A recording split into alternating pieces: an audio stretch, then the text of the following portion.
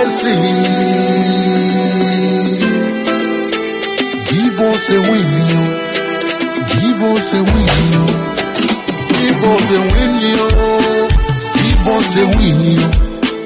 Give us a win, yo. In blue we stand, united we rise. No more defeats. Let's break down these doors. Texas rising up. We will stand tall. Together we fight. We will conquer all. Give us a win, yo. Give us a win, yo. Give us a win, yo. Give us a win, yo. In blue we stand. United we rise. The banters they throw, we are rising again. No matter the cost. Give us a win, yo. Give us a win, yo. In blue we stand. United we rise. No more defeats. Let's break down these doors. Justice rising up. We will stand tall. Together we fight. We conquer all. Give us a win, yo. Give us a win, yo. Give us a win, yo. Give us a win, yo. In blue we stand. United we rise. We are faithful and true. With hope in our hearts, we push through.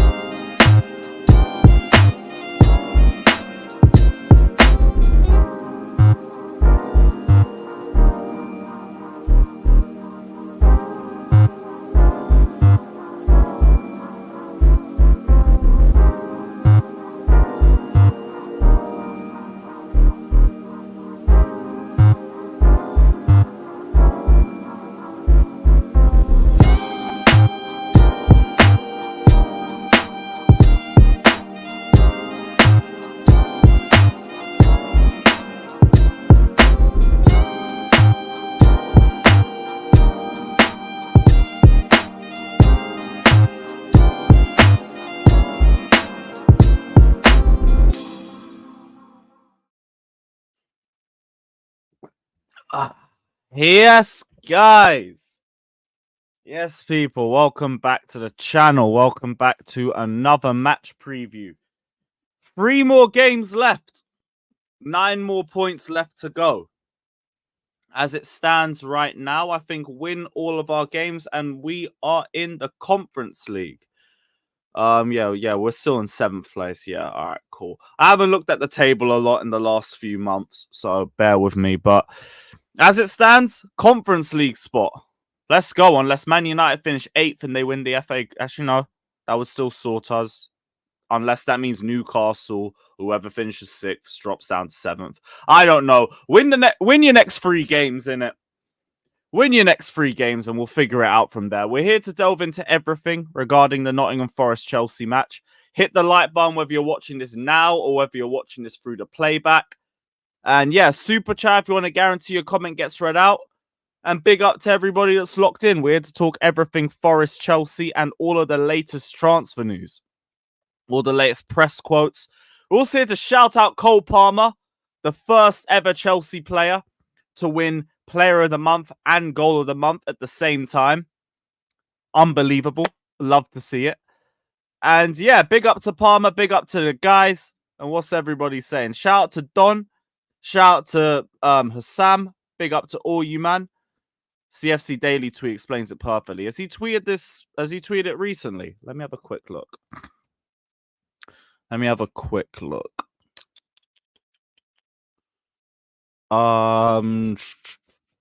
Nothing in the last day.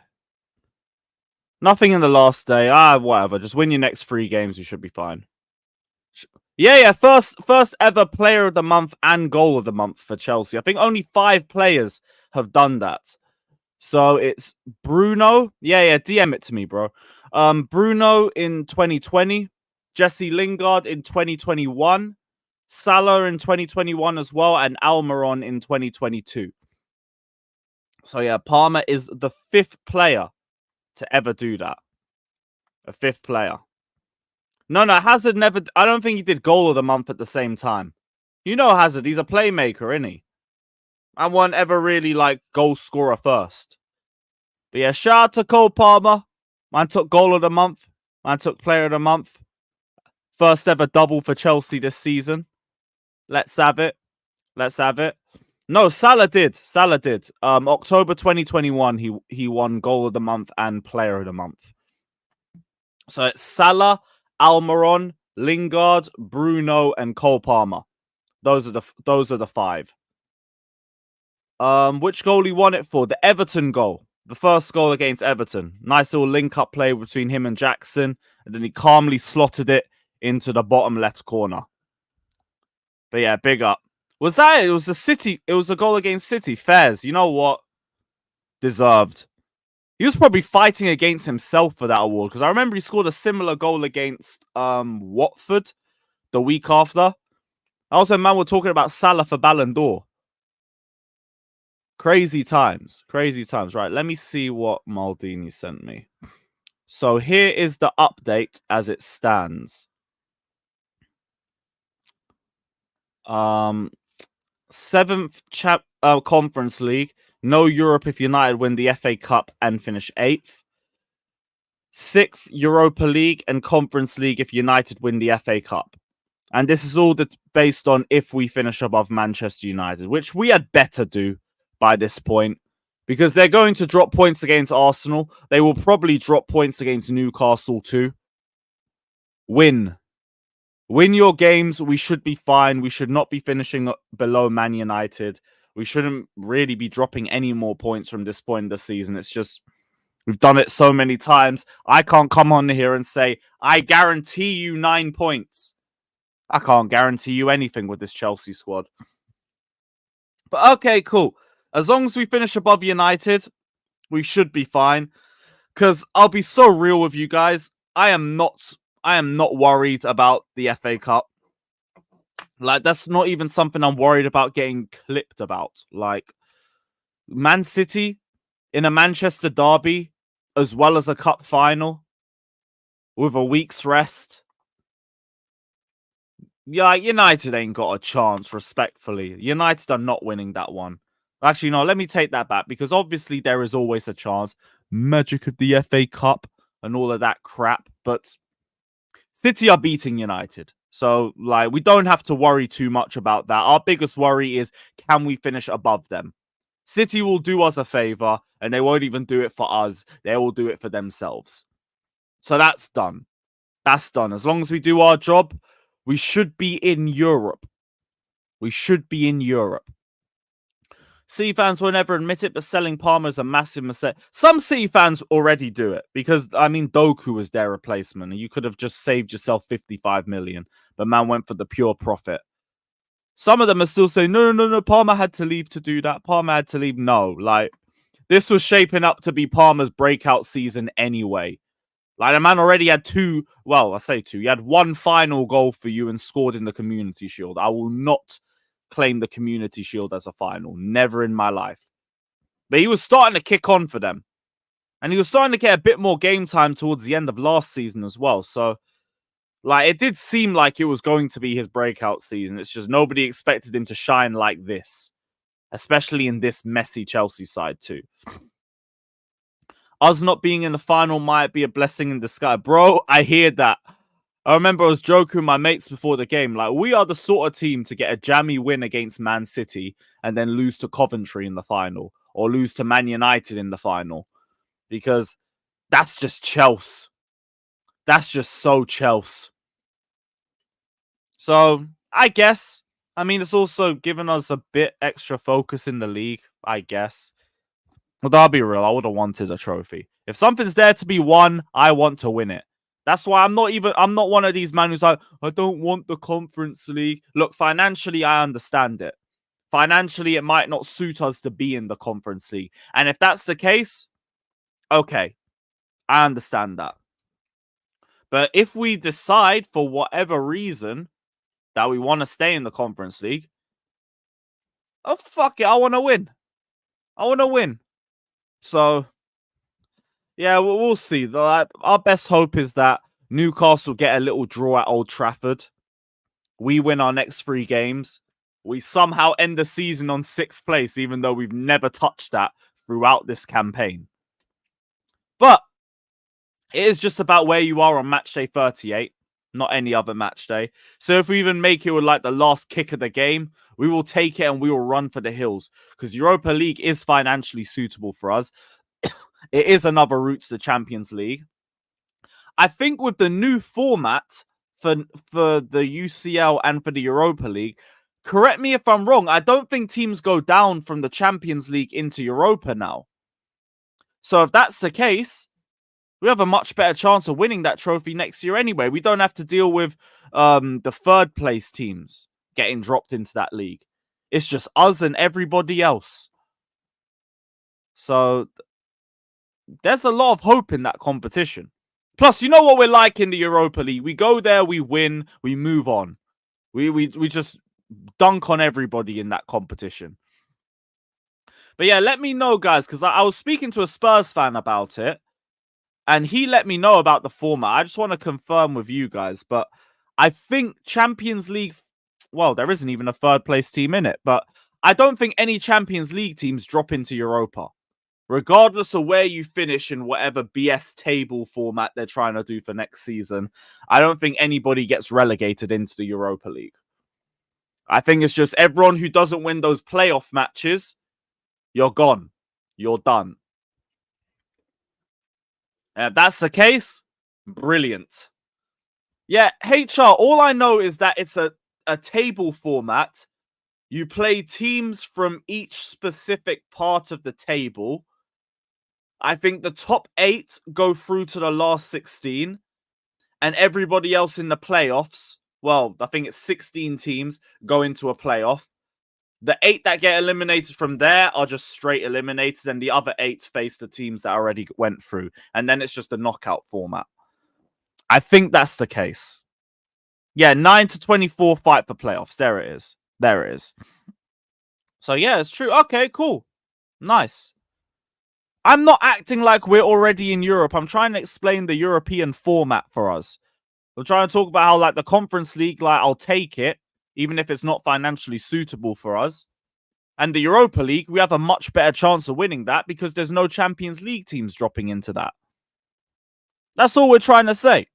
That's all we're trying to say. We are not already in Europe by a long shot. The only thing that I'm calling now is that we won't drop from like Europa League to Conference League or Conference League to just straight out of Europe based on could United win the FA Cup? They are not winning the FA Cup. They are not winning it. But yeah, shout out to everybody that's in here. I did see Said comment earlier. Where was he? He said, you lot sold us Mount. He's injured again. Hey, what happened to Manny Mount, bro? What happened to Manny Mount? What happened to Manny Mount, bro? Don't make me bring the video back up. Where is it? You told me Mount was going to dunk on us. Saeed.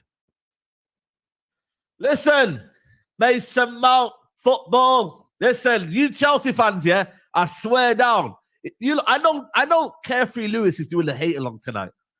Listen, if Mason Mount scores tonight, yeah, we're celebrating. Just for you Chelsea fans, yeah, we're celebrating, yeah. Maybe we didn't want him at the start of the year. Listen, I'm not gonna flip flop on that. But you know what? Just to see you, man. Havertz was dunking on you, man. Yeah, and now Mason Mount can dunk on you, man. Yeah, so make sure you're watching tonight. Mason Mount is starting tonight. Yeah, so it ain't easy. Yeah, I said it ain't easy, bro. I said Mason Mount is dunking on us. I was told Mount was dunking on us. And then 4 days later, there you are. Mason Mount has suffered another injury. Now, I don't wish injuries on anybody, first and foremost. So none of you act like we're spinning it in that way. But in terms of you trying to tell Chelsea fans to hold that and Mason Mount's pulled up yet again, you're going to have to hold that. Where did that soundboard go? There it is. Yeah, you're going to have to hold that. Man United's fans. Mason Mount stands. And you know what? Johnny Minerals. Hold stupendously. Oh yeah, and also Mount for trying to hold this club to ransom. Like I forgot about that. 250k a week or I'm leaving. Well, see how that's worked out for you. Imagine we gave him that money. Look at these injuries, bruv, and imagine we gave him that money. You gotta give Money Mace that cash. He's proper Chelsea. He is the identity of this football club. Actually, tell a lie.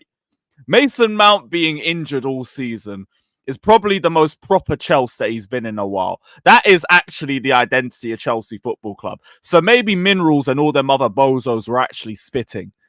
But it was for the wrong reasons. So yet again, you're going to have to hold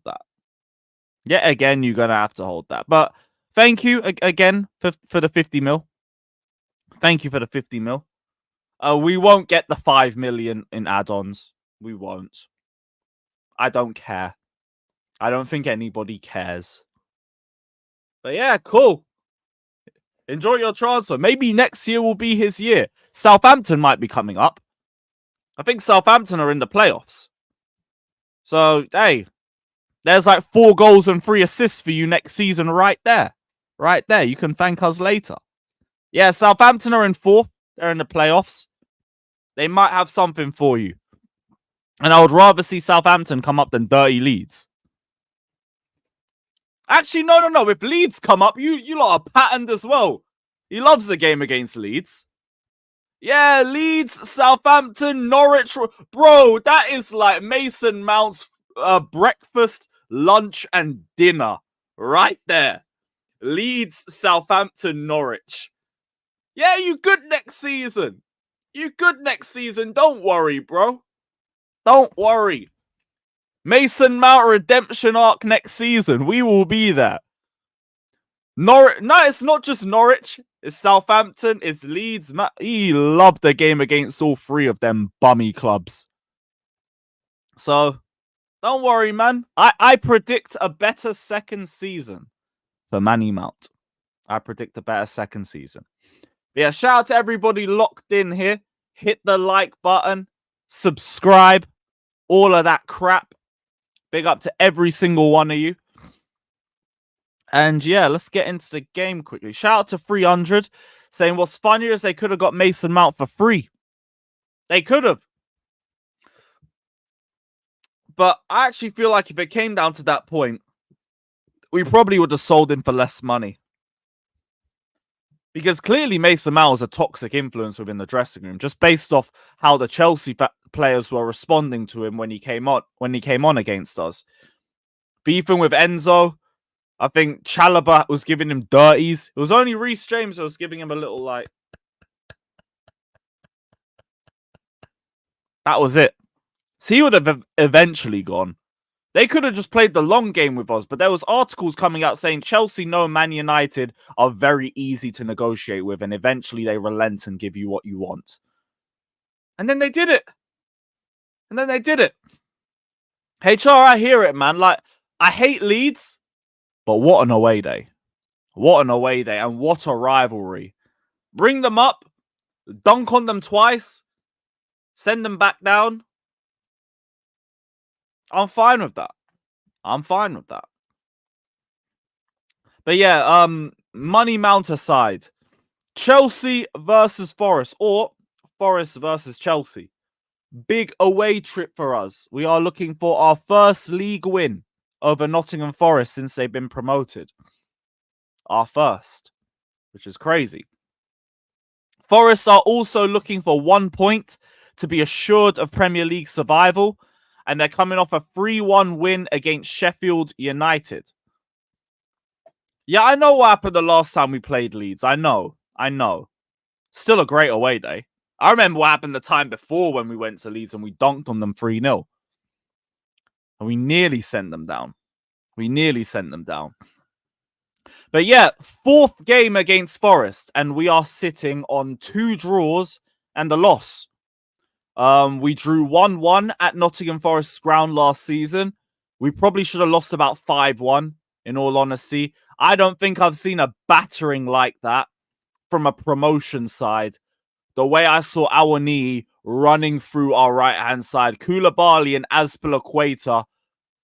Bro, they got put in a hybrid pack. The pair of them. We were lucky to even get a goal. Havertz had some weird-ass flick that hit the crossbar and Sterling got a tap-in. That was our only goal. We had no right to even leave that ground with a point. We drew 2-2 at the Bridge, but that was like Lampard's era where just the season was done. Mendy just couldn't save a Word document, let alone a shot.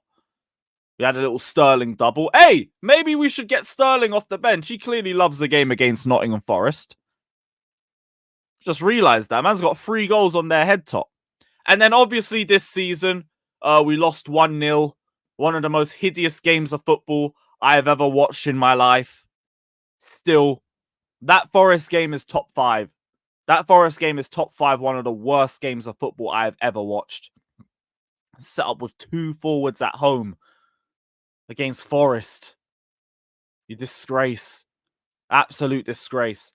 But we're coming off this game in good form. Yeah, the Jackson miss was criminal, but what I didn't like was that was the only chance that you had. I feel like that was the only clear-cut chance we made the entire game. And then everyone was like, oh, Jackson is crap. Jackson is crap. If that was Havertz, you'd be cooking him. I don't remember him getting another chance like that. I don't remember him getting a single one. So, my problem again for that one was system. But, speaking of system, we are in a much better place right now. We've got our 2.5 games. We're coming off a 3-game unbeaten run in the league. 2 really good home performances, albeit against out-of-form West Ham, out-of-form Tottenham. Not really a lot to ride home about, but they're there. There's opportunity to build on that. My only thing is, look, our home record is good. Our away record, Not so good. Not so good. I've seen we haven't won an away game in 5 matches. 5 matches. I just want to confirm that. I want to go through our last 5 away games quickly. So, our last Aston Villa 2-2. Arsenal, just less said about that, the better. Sheffield United, less said about that, the better. Brentford. Yeah, it really was the Palace game. It really was the Palace game. Fucking hell, we are hideous on the road. We're actually so bad on the road. Well, recently. It's just the Villa game. And even that was just because we had our backs to the wall change up and we inverted the left back. Oh, dear. I didn't clock our away record was like that shit. I don't remember a good game in any of that. Even the Palace win stunk. Even the Palace win was a bag of crap. Oh, we better win. Oh, we better win. Please win. Big up to Flawless in the chat. Shout out Flawless, my G. Big up, bro. So, yeah, we haven't won an away game in 5 matches.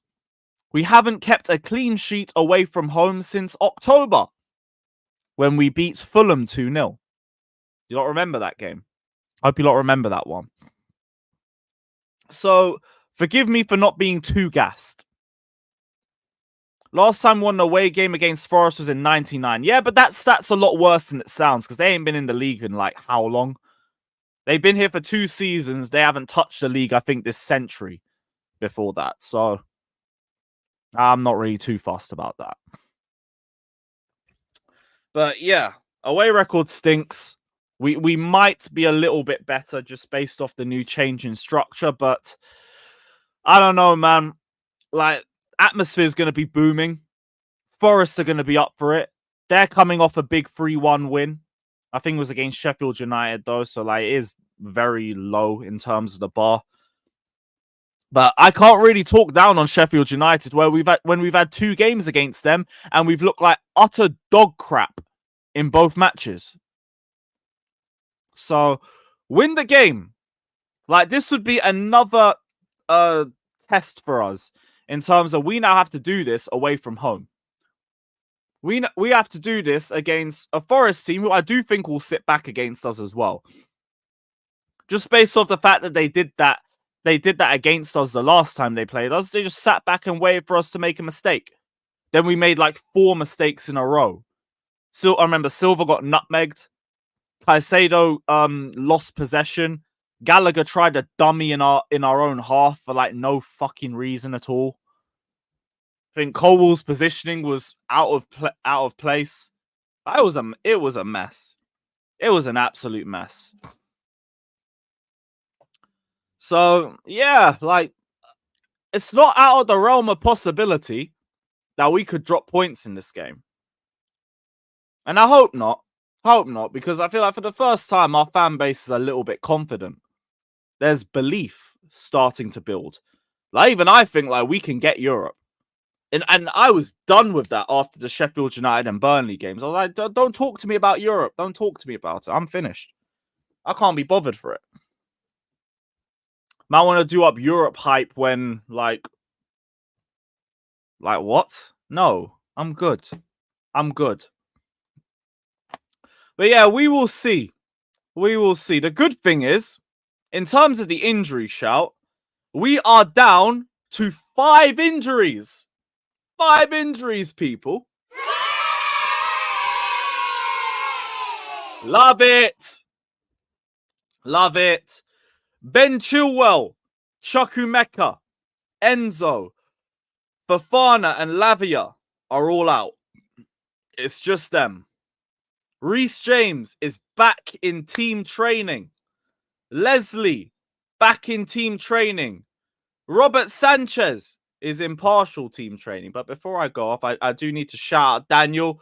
Big up Daniel for gifting the 5 memberships. W Daniel in the chat. If you got a membership off him, tell him thanks. Tell him big up. And yeah, shout out Daniel, man. Big up, bro. Big up. Where is the sound? Let's go. Yeah, W Daniel's in the chat. W Daniel, big up, brother. Big up to the chat. Big up to every single one of you. Yeah, the progress from 14 to 5. And again, this is just another thing. So if we drop points, nobody tell me injuries. We had injuries.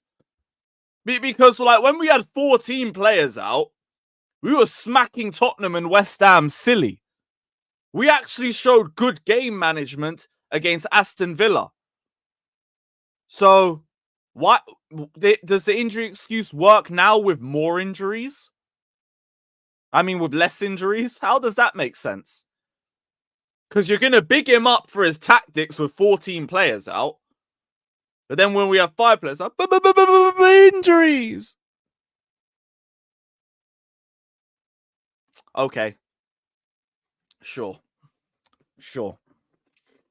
But yeah, also, Nkunku and Gusto is fully off the list. They're fully off the list.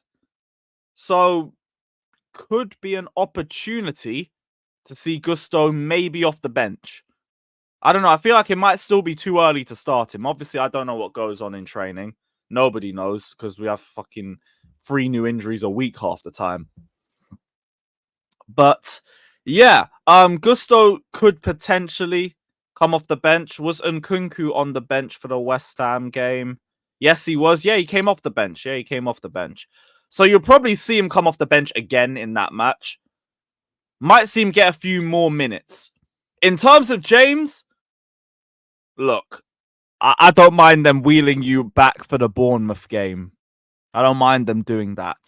I am in no rush for Reece James to come back just because I want to wrap that guy up in cotton wool until next season.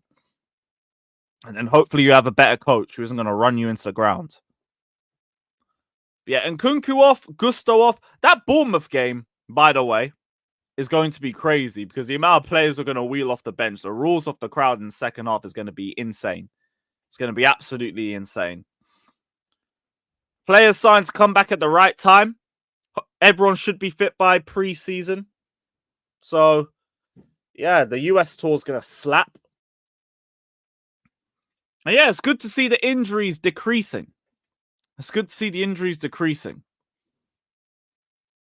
Scared Reece will push the play to try get in the Euro squad. You might not be wrong. With that one. There's potential with that. Maybe he does want to try and... Because to be honest, this is where the timeline for his return was meant to be.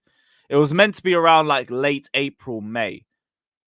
So I could see him being like, look, give me like 20 minutes here. Give me like another 30, 35. Actually, no, with Poch's substitutions. Just give me another 20 minutes in the Brighton game. And a half. Maybe a half against Bournemouth. Because, like I keep saying, United are not going 9 for 9. I mean, 9 points out of 9. So I think we'll go into the last game either with Europe secured or with us just needing a draw to get it. So you might see some earlier subs. In terms of like Europa, all I need is Man United to get a draw against Newcastle at OT. All we need is that, because I think our goal difference is better than Newcastle's. No, it's not. They've got double our goal difference. So, shit, even a draw ain't going to do us. Oh, boy. Okay, so they need to drop points elsewhere too then. Or, like, I don't know, United beat Arsenal. Yeah, I mean, yeah, United beat Arsenal and then lose to Newcastle. Yeah, whatever, man. Like, okay, maybe Europa's going to be a little bit too much unless Newcastle drop points somewhere. I mean, they'd have to drop points in 2 games. Brentford away, I don't see happening. Them guys are going to be on the beach. Brighton, like, maybe. But if you ask me to put a bet on Brighton beating Newcastle at St. James's Park, no. Yeah. Blood. Yeah, we need a loss. Or we need 2 draws, and I just don't see 2 draws. I could maybe see a draw at Old Trafford. But like I don't see them. Maybe I don't see it. Maybe a draw at Brighton, maybe, but they gotta have a really bad game. They gotta have a really bad game to do that, and I don't see them doing that. The form table's on their side as well. They've got 4 wins out of 5. And their only loss was Palace. Palace are probably one of the most informed teams in the league right now. Yeah, they are. They've got 4 wins and a draw. Newcastle got 4 wins and a loss. Damn it. Well, I guess we all Brighton this weekend. I guess we're all Brighton. Calm. Yeah, Susan, for your facts, we got to win our remaining 3 games as well. I'm not even too sure about this game. I think we win against Brentford and Brighton draw at Man United. I don't need Brighton. Well, I don't mind Brighton drawing at United, but like I'm not really that concerned because they're going to drop points against Arsenal anyway. My thing is I need United to take points off you. And I need Brighton as well to take points off you. And I don't have a lot of faith in Brighton or Brentford. So I don't know. And even then, like, yes, we have to do our own job. We have to do our own job. I'm just trying to figure out how realistic is Europa. And I kind of thought we had a better goal difference. No, we don't. No, we don't. You're saying Newcastle will draw away to United. I know, but I still need another draw. I need another draw from you past that because you have better goal difference than us. You got much better goal difference. So it's being level on points isn't good enough. I need to have more points. So I don't know. I'm telling you, if Burnley can get it done. Burnley? You talking about Burnley with Spurs? Yeah, there could be. If Burnley beat Tottenham, I believe we can get above them. Because Tottenham will lose to City. And then that's 6 points. Their goal difference will be lower because like we're on level goal difference right now. But if they lose twice, it's going to go down. And their form stinks. 4 losses and a win in their last 5. If they lose to Burnley, we can go above Tottenham. But then so will Newcastle. So will Newcastle. Oh, yes. And then that's the opportunity. Okay. Aye, Burnley! Burnley! We need something! We need something from you, man. Let's hope they do something. What time is the kickoffs there? What time is the kickoffs? Are they all 3 p.m.? Tottenham Burnley's 3 p.m. Newcastle Brighton's 3 p.m. as well. Damn. I might low-key have to stay and do a watch-along. I might have to. I'm still in 2 minds of whether I'm going to the Forest game or not. So I feel like I'll make my mind up in the next few hours. But shit. Yo, I might have to do watch-alongs for those ones as well. So might have to be a swerve. Might have to be a swerve. Because there is a big, big day in the race for Europe. Massive. Yeah, Datro Fofana, man. Time to rise. Time to rise. Fucking hell. Yo, if we get all the results that we need. Blood. Man said train journey watch along. Bro, I can only watch those matches with a VPN. I can only watch them matches with a VPN, not with anything else. Lewis, avoid the game we win. I'm hearing it. I'm hearing like the main thing for me is just a night out if I go. If I go. I mean, I potentially could just do the watch along here and then go out. Man, I'm thinking too much. I'll sort it out after this stream. Right, Poch quotes. because I wanted to talk about this. There was a big dialogue based on one of the things that he said. Let me find Dodger.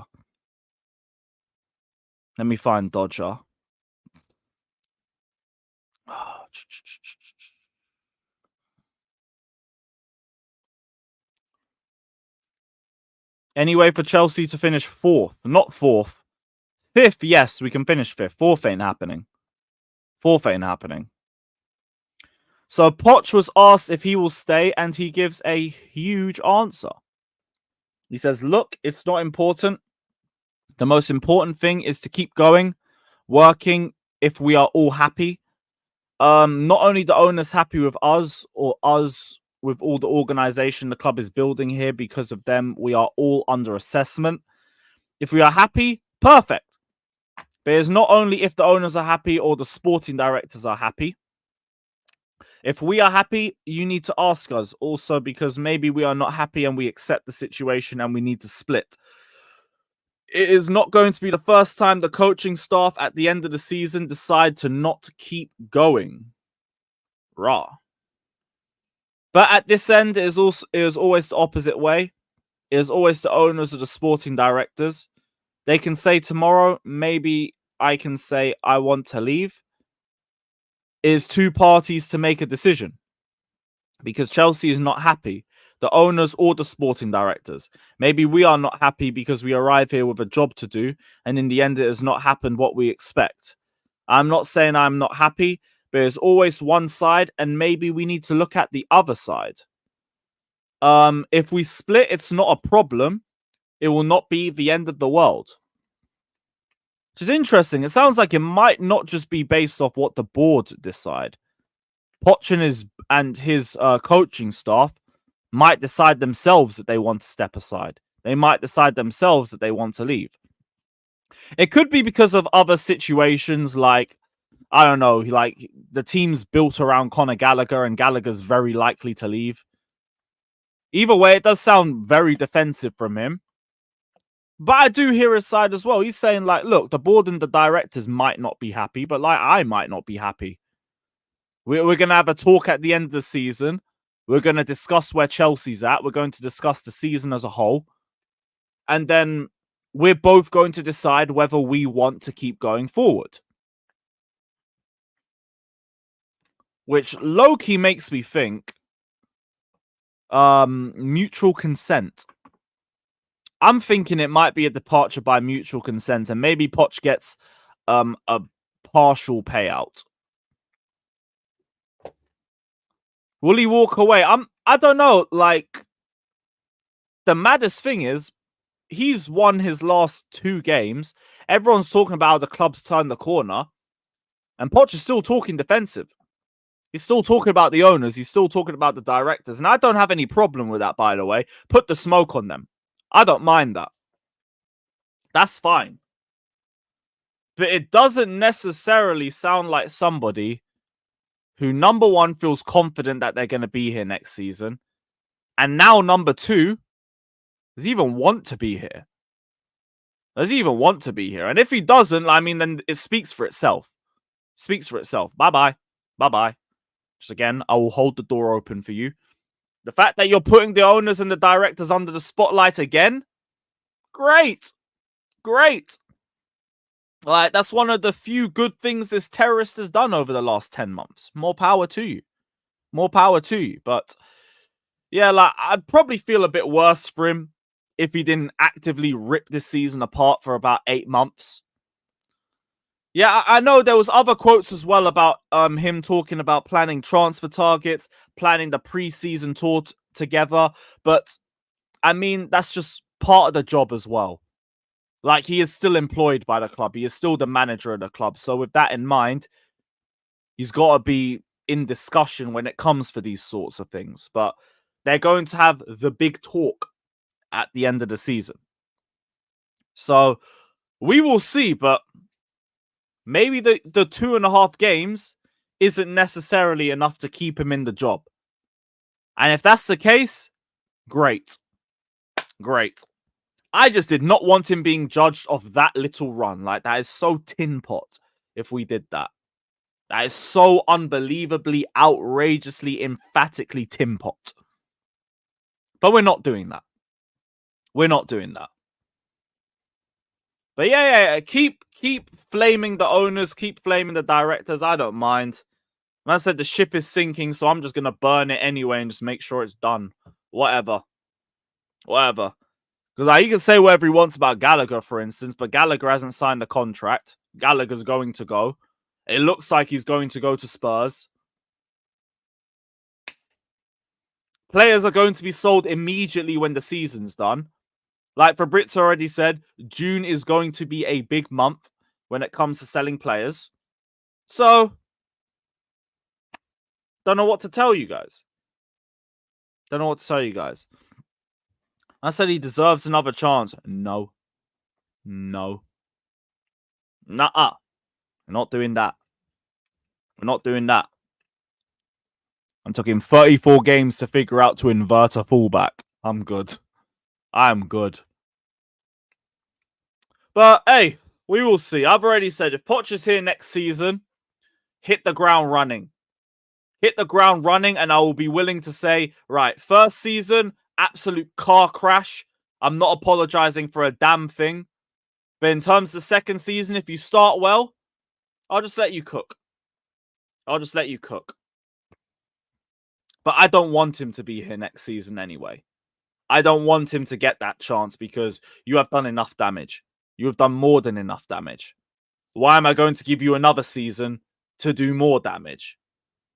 Like, that's insane. That is insane. People were screaming for Cuckoo not to play, and now they're angry he wasn't playing invert from the start. Hey, that's people. That weren't me. I've been saying all season I rate Cucurella over Chilwell. And definitely over a centre-back playing at left-back. So, hey, that's people. I ain't people. Any other quotes? So, on the Todd Bowley comments, he said he described the reality, no? And yes, always Todd was very good with us, even in the tough moments. He was always positive with his messages and in a private way, but to be public now, and if the owner is happy, it is much better for the club, the fans, the players, and the owners also. Okay. That's calm.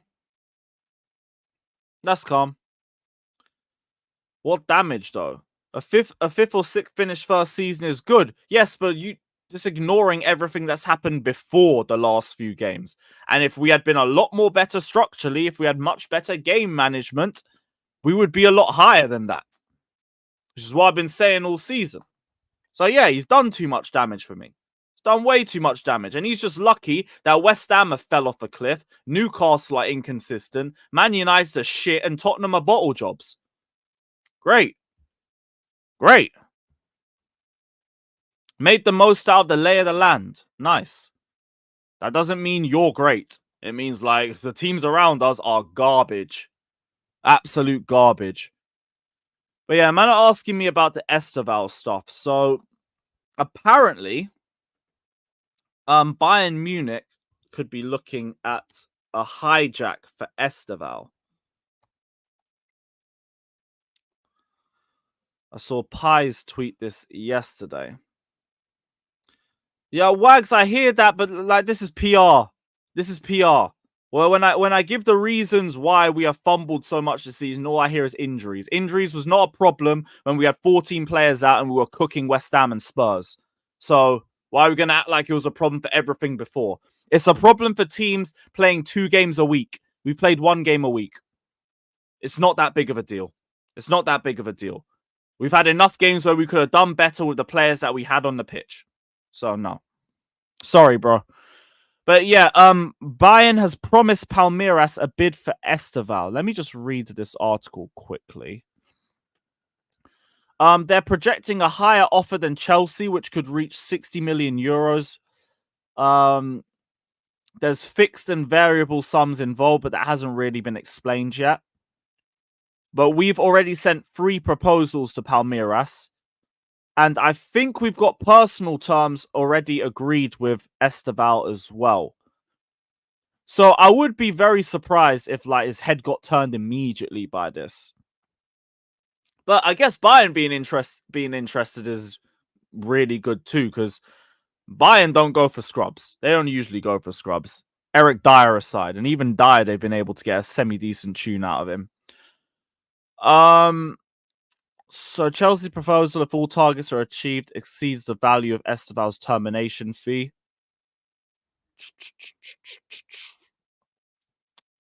The player can only transfer from July 2025, and they intend to formalize a proposal more interesting than Chelsea's offer. Both clubs are willing to pay a fixed amount lower than the termination fee, but with variables that exceed the amount established. So we'll see. Arsenal, Barca, Madrid, and PSG are also interested, but none of them have presented proposals. Right now, it's just Chelsea and potentially Bayern doing a hijack. So there is a chance. There is a chance that they might hijack it, but I feel like we're too far in negotiations for Estevao to turn his back now. Clearly locked into the project. Clearly likes the prospect of playing Premier League football. I think personal terms are already agreed. They might be too late. They might be too late. They might be the next victim of the transfer kings. That is Chelsea Football Club. So we'll see. You know what it's like for us whenever the season's over. The season ends, the transfer window begins, and we wake up. The kings take their rightful place on the throne. You know, that especially means when we wheel in the Brazilians and the South Americans as well. So, yeah, I'm cool with this. We'll see where it takes us, but I'm not really that worried. I also learned from the Caicedo situation not to panic too early. Oh, he's going to go to Liverpool. He's going to go to Liverpool. No, I already agreed with Chelsea. Hold that. Hold that. So, man, I ain't worried. I ain't worried. Brother, please, please, please do not compare our team to the absolute stink fest that we had last season. 2/3 of the team didn't want to be there. We had a whole Kai Havertz up top all season. Like, we improved based on the players we brought in. We brought in better players. We have a better forward line. We have a better midfield than we did last season. It's just the defensive structure has got worse. Bro, it's progress. Our progress is that we bought better players. That's it. Man literally said our tactics were Palmer and Prey for months. And we want to act like it's nothing except the fact that we brought in better players and players more driven to succeed at this club. And they need time to gel, which is why, surprise, surprise, we're playing better near the end of the season. No, it's not surprise, surprise, because it's not like we tried inverting Cucurella for about 5 games and then it only just started clicking. No, we did it because our backs were against the wall, 2-0 down against Villa. We tried something and it worked. And we've just been doing it ever since. Accidental genius. Like, come on, man. What are we doing? Akipong news. What? Well, I'll be real. Poch has got some amazing PR. He's got some brazy PR. Tottenham and Newcastle among those considering a move for Josh Akipong, and many other clubs in Europe are looking at him as well. Might potentially be some more pure profit. It might be some more pure profit. Mad, mad. Like, trust Swags, like, last season, comparing it to last season is genuinely just the lowest bar in hell. Next season is like when we can really judge if he's here, which God forbid he isn't. God forbid he isn't. I said spend your money on him so you can't afford Gallagher. Bro, Akipong's going to cost like 5 million max. Come on, Chloe. Come on. But yeah, I'm going to send the link out. Big up to everybody just locked in. Hit the like button, subscribe, all of that crap. See what everybody's saying. We'll see what everybody is saying.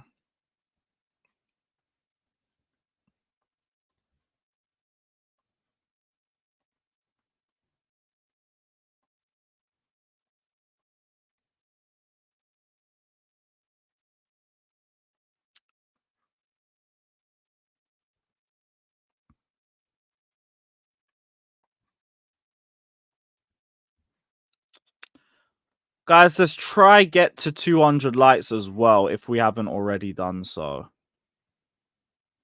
How many likes are we at? 100. All right, cool. Let's get up to 200 people. Let's get up to 200. Shout out every single one of you, man, in here. Big up, Wags, man. Big up, bro.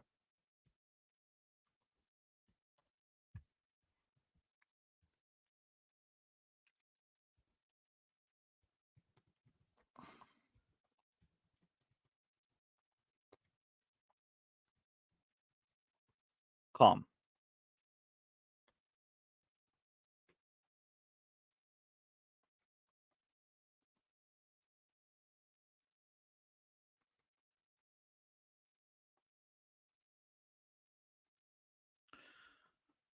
Nearly done.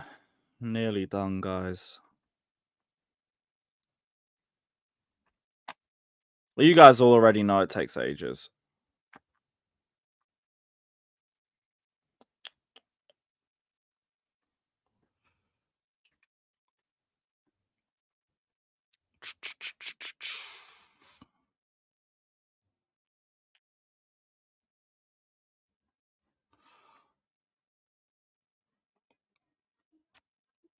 Who else?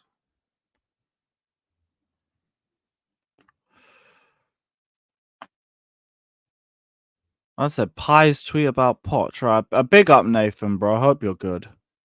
Yeah, I'm doing all right. Okay, so scenario: if we win all of our games but still don't get Europa League due to other results like Newcastle and United doing well, what do you do then with Poch? Sack him. Surely. Sack him. Like, bro, I don't care what we do this season. Like, I don't care. None of that means a damn thing to me. I need him gone. I need him gone. Achiampong, is that or Chiampong? I can't pronounce that. I might need Maldini to help me again with that. Yeah. But yeah. All right, cool. names. Spurs, Newcastle interested. I don't know how much you can get for him, but throw that into the pure profit. I don't care. Brothers are right back. We have 2 right backs already on 6-year plus deals. Go. Can't fit them all in the team, so yeah. Achiampong. Cool. Thank God. But yeah, how are you feeling for the Forest game, bro? Do you feel like it's going to be the same as the last 2 matches, or you a bit cautiously optimistic for this one? Yeah, I'd definitely say cautiously optimistic because, yet again, it's one of those games, yeah, like we come off the back of a good result and you get all hyped up for this, and then Forest just put in a performance against us, especially like a 1-year up top. It's could be a sticky one. First goal's key, as per usual. Yeah. Only because I expect Forest to be a bit more defensive in this one. If a point saves them, they don't even need to win this game. They just need to draw and they will be fine. So Yeah. we'll see how the dreaded low block does for us in this one. Anyone out of the injured players that you might want to see starting or potentially off the bench? I think bar Nkunku, I'm not really too fast. And even Nkunku, it's only because he just came off the bench in the last game. Yeah, I definitely don't want to see Reece anywhere near the team, to be honest. I just think it's still too soon. Like, if he's going to get Save them all for Bournemouth. At least get a little roar from the crowd. Be worth it. Something like that. It might be wood. If West Ham beat Luton, they're safe. I don't even back West Ham to beat Luton like that, though. They're not in great form either. They're really not. Like, at least West Ham potentially have, well, faint hopes of Europe to fight for. But there's a gap on them and everyone else. They might catch up to United. I doubt they catch up to us because I don't think we drop more than like maybe 3 points. I could see us win at Brighton. I could see us win against Bournemouth. That's it. Yeah. Not really anybody else. Pretty much. So yeah, I don't really see anything too tough with that one. A man said, isn't Poch finding a solution something that you guys kept asking for? You're all of a sudden he lucked on a tactic. He chose to implement a tactic and it worked. There's your answer. Lucked. Yeah, because Wasn't how any long did it take him intelligence. to implement those tactics? I said What, game? lucked. Match day Great. 35, and suddenly he goes back to the tactic from preseason. So yeah, that's Luck don't what prove we shit. expect him. Yeah. But yeah, I shout mean, out if he did Justin, this, bro. if he What's did going this at on, match my day guy? 6, maybe he'd get more prop for it, but not right now. Yeah, if you Yeah, did big a up little bit Justice. earlier. I hear it. Yeah. Big up, bro. How you feeling for the game tomorrow? Well, I think we're gonna win. Yeah. I don't think we're. Look, this could backfire in a horrible way for me. But I'm gonna go ahead and put my neck on the line. I don't think we drop points again this year. Okay. 9 out of 9. I'd hope so. Yeah, that'd be nice. I don't really think that any of the teams that we're going to be playing really, bar this game, have anything to play for. But I don't think Nottingham Forest. Yo, what's up, Lewis? I think they're done. Big up, bro. Big I up, think they're brother. I think they'll stay safe because the 3 teams below them are that awful. And let's be real, bar 2 teams, the rest of the league has been, and you can say 2.5 teams. Let's say 2.5 teams. The rest of the league's been awful this year. And That's you why can we've see, only just been able to get ourselves back into where we are now. I hear it. yeah, and look, no trophies going to England from Europe, huh? 3 competitions. Not a damn England team in the final. Yeah. That's freaking sad, man. We're supposed to be the best Everywhere, league in man. the world, right? Yeah, no, that's been thrown in the bin this season. Yeah, Italy and Sure. Germany have cooked us. yeah. Proper managers, proper footballers. Proper teams. Yeah. No agendas, no BS, just good football.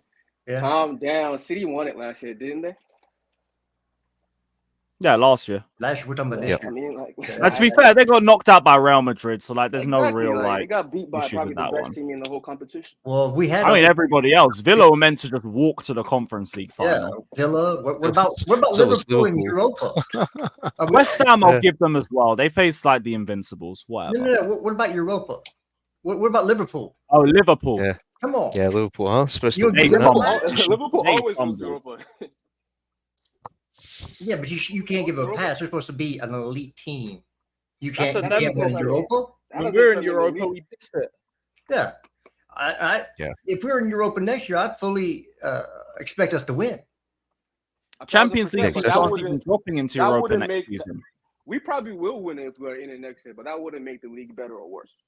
It does, actually, based on the other leagues in the world, based on the fact that they won stuff in Europe and we didn't. You think that Real Madrid team is one of the better Real Madrid teams you've seen? No, it's one of the worst Real Madrid teams I've ever seen in Europe. Oh, big up, Rodrigo. It's terrible. Big up, Luis. Big up. compared to the past Big Real up, Madrid. Desmond. Like, it doesn't. Wait, who's terrible? The Real Madrid team this year compared to past Real Madrid teams is awful in comparison. No, that's not mine. I'm not. I just said, No, we were talking about how English teams been failing in Europe this year. yeah, the league is bad because that. I mean, come on, you're Liverpool. You should be walking Europa. Let's be real. You're fucking Liverpool. If not, maybe I'm wrong. He said, "Why are you so sensitive?" I said I big up think, Diaz I and Nunes. think- I hear it, man. Your forward line let you down, bro. Well, defense as well to a point. I think another Sorry, thing Rodrigo. people- What were you saying? Yeah, I think another thing here we forget, like in the past, English teams used to be physically stronger than everybody else. I think it's it's not a level playing field now. Mhm. When you watch, What do you English mean? Like teams in playing like against in, other like in teams, Europe? yeah, you can tell we're not as physical as we used to be. Yeah, in Europe, yeah, in Europe. Yeah. In the past, we used to be like when you see English team, typically what you expect, physical side, they can run you out the park. But now, I feel like the Yeah, other I teams mean- have also either we Yeah, stop but- being physical no. or the other teams have caught up. One of them. You have No, variety that's- though. Like we were the You most think? physical out of all the English teams. Well, Arsenal were prissies back then, and they made they didn't make shit. They were like round 16 every year. they weren't that good. United, I mean, I guess they had some physical players, but their midfield was Carrick and Anderson during that time. That was okay physically. And they were in semifinals damn near every year with us. You know what I mean? It was us, Liverpool, and them in semifinal, quarterfinals, finals. At least you have to hit at least one of those every single year. You know what I'm saying? So there was variety. It's just like there's variety now. It's just they lost this year. They just lost to I would say better managers for the most part. Pep is the only one I think he didn't lose to a better manager because he's the best in the world, but the rest of them lost to better managers like Ancelotti. I'm told that Arteta's the best manager in the world. How did he lose? Yeah, he's better than Ancelotti. Yunus, you believe? I'm not. Hey, have you spoken to Arsenal fans? Well, that's cool. I'm speaking to Chelsea fans. Okay, so I'm just saying. Let's stay. I'm just saying. In reality, the better managers. You know, why is this waste man the top right here, man? It is what it is. Leave him alone, man. What? No. God dang, man. He's like an old man, isn't he? Get off my lawn. Get off my lawn. What was he doing here? Yeah.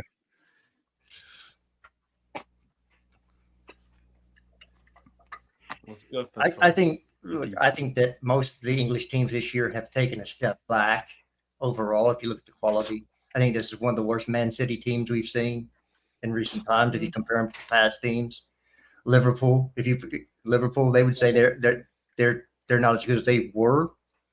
The only team that is better than they have been is Arsenal. But they're still Arsenal.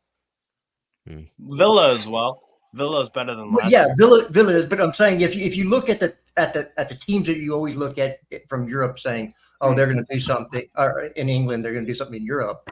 Those teams are not as good as they have been in the past, in the recent past. But you just said though, everybody isn't as good as they were. You said Real Madrid, they can't compare to their old Real Madrid team. That's correct. And that's true. They can't. Barcelona, they can't compare to the old Barcelona teams. Even Juve can't compare. I think football in general was just a lot weaker than it was previously. It's just a lot weaker. Is that maybe some nostalgia? I'm not saying the whole of it, but just some. Nah, brother. What nostalgia? It's weaker. No. Nostalgia that everything was better back then. I think that there's more money in the game, so the talent is more evenly distributed. It's not collected in one league or the next or the other like it used to be. It used to be Italy had, and then it was Spain, and then it was England, and now it's kind of there's enough money to go around to where the talent can go where it wants, right? So it's not concentrated in a league. Yeah, you have your options. Some players prefer to play in certain leagues in certain countries because of taxes and everything else. Yeah, I mean, and that is true. I agree with that. We're fucking agreeing today. It's crazy, but the fact is, a lot of guys who would be on the bench, who would be on the bench for Man City or would be on the bench for Arsenal, are deciding I'm going to go start for Aston Villa. I'm going to go start for Newcastle. That's the difference now than what used to be happening, where we would have guys who are captains of their national team on our bench. That's not happening now because you want to play, and that's why people are talking about Real Madrid, or they're bringing Endrick, all these guys. Normally, a Rodrigo will stay there for the rest of his career, but he's like, damn, I could go make $300K being the star man for this other team. I already won. I'm gonna do that. You know what I mean? And that makes that team a lot less stronger. You know what I'm saying? Like that's just what's happening now. Do you think Rodrigo is Real Madrid? Shit. Palmer. Usually Palmer would have stayed at City and been on their bench comfortably for years. But it's like, fuck, I'm that good. I can make money and I can play for Chelsea. I'm out. You know what I'm saying? Right. Same thing happened with the NBA. Same thing happened with the NBA when they expanded. There's only so many great players in the world. There's a percentage.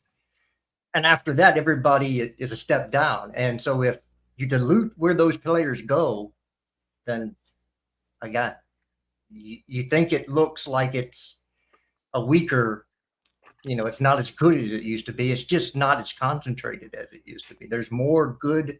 Everybody's more average because all teams have decent players, right? They're not concentrated in the league or a certain team or anything else. Justice is also the fact that we're going through a complete changing of the guard of like a generational thing. So Messi, Ronaldo are the obvious example. So those guys are now in their twilight. Ramos, Sergio Ramos, and Luka Modric is coming into his career, and that kind of generation that's phasing out, and so now the new guys are stepping up, and then the guys that's partly true, but also think about this, right? The guys like Cristiano Ronaldo, Ramos, all those. These are 2 generations back, not one. True. Right? Ronaldo is 2004, 2003, 2002. This is like Lampard and those guys were playing. And he got replaced. Like you had Hazard and those guys come in 2012 and 2010, dominate and leave, and these guys are still here. So, maybe I think talent is more spread out, but also I think like the upper echelons, like if you see the top 10 players in the league or in the world right now, it's probably the weakest it's been for a while. Like the higher level talent is a lot weaker than as well, man. It was in previous years. So when it's spread out, right, it doesn't look as glamorous. Because if you have this exact same setup where everybody's spread out, but you replace some of these one-time stars with like the stars we had back in the day, it might still feel a little bit better. It might still feel because they could do special shit. These guys, some of them can, but a lot of them are system based. So they need the manager to set up the system and figure things out for them. I mean, yeah, you are right. We're going through a little down period. So hopefully this next crop, the Estavios, Paez, all these kind of guys become like the other, like the old, like the Ribery's and the Robins and guys who could do things on their own. You know what I mean? You don't have a lot of that. Like I haven't seen a player dribble 2-3 guys and just fucking bang it. I haven't seen that in a long time. You have to really search for individual talents. Look, everything is systemized. I said this. You have to go to some of the poor countries where they don't have the youth system set up to where people are systemized. They're just going out playing ball with their friends. That's how you learn how to be creative. If you're running drills all day, that's not creative. You're just running a drill. Yeah, that's instruction. Instruction versus instinct. Instinct. Not even that. I don't even think these guys, and this is a whole assumption. Like I don't know this. I'm not in their fucking training, but this shit. Like, have you guys noticed we don't have many like long shots, right? Just even that. Whereas like you have a winger who can hit it from 30 yards and it's going in or is hitting target. I don't think they work on certain things. Free kicks. How many free kick specialists do we have left? Yeah, James Ward-Prowse is not many. To be honest. Well, to be fair, it's about like less than 6. I would say, Daniel, less than 6. Then I'm saying when it's Champions League nights, right, and there's a free kick and you see Messi in front of it, you can put whoever you want, right? Back in the day, you're a little scared. You got Perlo in front of it, something. Now it's like, I mean, who you got? Not that they're bad players, but you got Lewin shooting it. Like, not really. He's not there's no fear in. There's a lot of elements of fear that you used to have as a fan that you used to worry about that you don't really worry about. Now you're only worried about if this guy gets the system right. Whoever has the better system or blah blah blah is going to win. The only team that doesn't really operate on that is Real Madrid. They're still on we just want the best players. Like even if they're worse than they used to be, they're still better than the guys who are playing now. But look, I didn't say their talent was bad. It's just not to the level that we've seen Real Madrid players. I mean, Joselu is the guy that saved him. Joselu, the backup striker that doesn't have a striker in front of him. That doesn't. No, I get that, but they used to have Morata back in the day too, doing their 3-3. Only striker. No, but he's their only striker. He's their only striker. But Scott, that's for just one season. That's for one season. They're getting Mbappe and Hendrick. That's the thing. They're getting Mbappe and Hendrick. Bro, Mbappe's not really a striker. Let's be real. He's more of a but in that position, Mbappe is a left wing. Mbappe is a left wing. Hey, Mbappe's going to be forced to play striker because he's the second best left winger on that team. Mbappe doesn't want to play striker, but the thing is that if Carlo Ancelotti, he can convince any player to do anything. He's going to play striker. He could convince. No, it's not even about. I'll be real. It's not even about convincing. There's not a hope in hell, especially after considering how team both of them performed. Yeah, he's not. I'll be real. If I'm Carlo Ancelotti, I'm telling Mbappe, play striker because Vinny's not moving. So you've got. Vinny's not. It's Vinny's team. It's Vinny's team. Yeah, Vinny's better than Mbappe. Come on, he's better than Mbappe. You can't come into Vinny's team when he would have at that point. You would have 2 Champions League if he wins it this year. He would have 2 Champions Leagues and several league titles and you're not doing that. Then they probably won't move him. But either way, I think what Ancelotti does, he's the perfect manager for them because he's going to have a systemless system. Whereas, like, if you find space on the right, go on the right. You have space on the left, go on. Like the Bayern game, it was left side all the way through. Nothing came from the right. All of them were. And Tuchel took Vinnie so was goddamn long. destroying. There was nothing on that right side. Guess what? And Tuchel took so goddamn fucking long to realize that Kimmich was getting his fucking career ripped to pieces by Vinnie Jr., especially in that second half, to actually be like, oh, I'm going to bring on someone and give him some support on the right. Kimmich was getting them cheese clap, man. I'll be honest. Oh, it was ridiculous. So, fucking ridiculous. You know, it wasn't I don't think it was a system thing where he was like, you guys have to go on the left. It's just Rodrigo always drifts to the fucking left. Vinny always drifts to the left. You know what I'm saying? And Mbappe is going to always drift to the left. So, good luck to him. I think they'll be fine. Don Carlo will figure it out. Don Carlo will figure it out. He always figures it out. Bro, Don Carlo's gonna be winning any trophies next season. Hey, eat your noodle. Listen, that's the only guy I think that can fit. What's You know good, how we're Jimmy? talking like, how can we fit There you Payet go, and all these guys? I heard somebody say That's the guy. most blasphemy thing I ever heard in my life, and I'm ready to fight. I'm ready to fight for it. They must have been Okay. What kind of blasphemy, Jimmy? What kind of I heard blasphemy? somebody say Vinny Jr. is better than Mbappe. Yes, he is. Yes, he is. Okay, let's talk. So why can't he carry Brazil? Why can't he carry Brazil? Why is Brazil? Because sorry, Jimmy, can I? Sorry, carry Jimmy, them where? Brazil is crap. Carry them where? We'll see in the Copa. We see this summer. No, bro. Vinny's not 5 years old. Vinny's played in tournaments with Brazil. I'm a Brazilian fan. I watch Brazil football. Yeah. He's shit. Vinny cannot do what Mbappe do. He cannot do what Mbappe do. He cannot do what Mbappe do. Mbappe put his country on his back in a World Cup and carried them. Let's go. Get on my back. Okay, so can I? Okay, sorry. What are we talking about? Because the one they won, it was N'Golo Kante that carried. Bro, I don't want to hear this. I'm talking about what Vinny does, what Mbappe does. We're not talking about whether they win. Okay, so what does Mbappe do in Champions League? What does Mbappe do in Champions League? He was in a final and fluffed it, while Vinny scored the only goal in the Champions League final. He has a record of.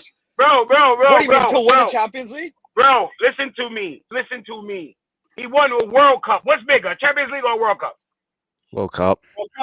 All right. Okay. So don't try to throw. So then Vinny can never be better than him. Then Vinny can never be better than him if he doesn't win a World Cup. Right?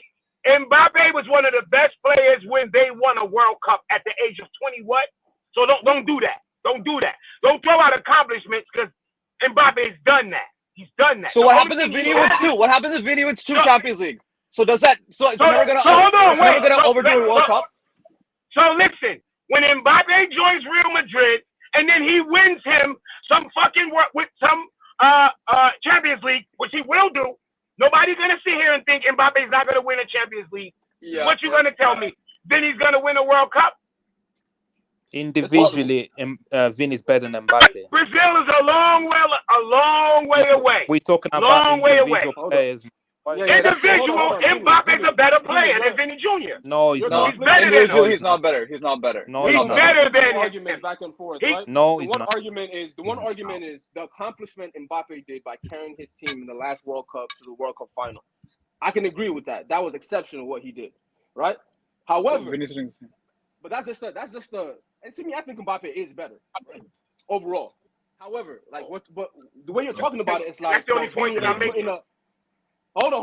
But the way you're talking about it is like Vinny ain't like if it's better if we're doing points, right? Like let's say 2K rating. Mbappe's 99, Vinny's 97, brother. Hold on, I didn't say Vinny. What? Time out. He's right there. What did I come on and say? But what did I say? You agree with my original point, so I don't even know how you even argue on the other side. Okay. Because my original point was Mbappe's better than Vinny. That's what I said. I don't think he is. Can I give you counterpoints as to why? As someone who also as big of a Brazil fan as you, I agree he's bum cheeks in Brazil, but also the system has always been built around Neymar, right? We can at least agree on that. We'll see how he does this Copa America because this is going to be the first year. It's going to be his full team. So I'll judge Vinnie on this year. Right? Whoa. What do you mean this year's going to be the first? He's been the best attacker on fucking Brazil the last few years. No, he hasn't. It was Neymar's team in 2020. Bro, no, it wasn't. It was Neymar's team. Bro, shut up and let me talk. Shut the fuck up and let me talk. I don't care about when you want to label about whose team it is. It's about who's the better player. Vinny's bet was better than fucking Neymar the last time they played. If you're better, you shine through. I don't want to hear about, the team built the route. He's a fucking attacker in the same attack. So Jimmy, can I answer? Can I talk now? Can I talk now? Can I talk now, Jimmy? If it's okay, if it's my turn. It was Vinny's first. In that 2020 World Cup was his first season of being labeled someone good because that was his first season of having 20 goals and 20 assists. Before that season, he was Benzema. No one passed the ball to Vinny because he's playing against us. That 2022 World Cup was the first season he had a successful campaign in the season. That was the first season. After that, he backed it up again last year, and he's doing it again this year. So that's why this year, his third year of doing 20 goals and 20 assists, at that same age, what was Mbappe doing? Okay, so can I give you a counterpoint to that? So at that same fucking age, Mbappe was doing what you just said Vinny can't do. So how's he better? Okay. So can I give a counterpoint to that? Can I give a counterpoint to that? Did Mbappe get worse? Did Mbappe get worse? No. Can I give a counterpoint? So if Mbappe could do that at the same age Vinny was at, and he didn't get worse, explain to me how Vinny better. Okay, can I do that? So then if we're gonna sure, I'll do that same logic. So at this period where Vinny's gonna win 2 Champions League, what was Mbappe doing? Mbappe has not won a Champions League at the same age that Vinny is going to win 2. And Mbappe is 4 years older. Had Messi and Neymar in the same team. And you could say it was Neymar's last prime during those 2 years when they were together. Wow. Messi just won a World Cup after he left that PSG squad. He had Prime Verratti, he had Thiago Silva and Marquinhos. So what are you talking about? That Champions League, fucking Benzema turned into LeBron James. Okay, so what about this year? What about this year?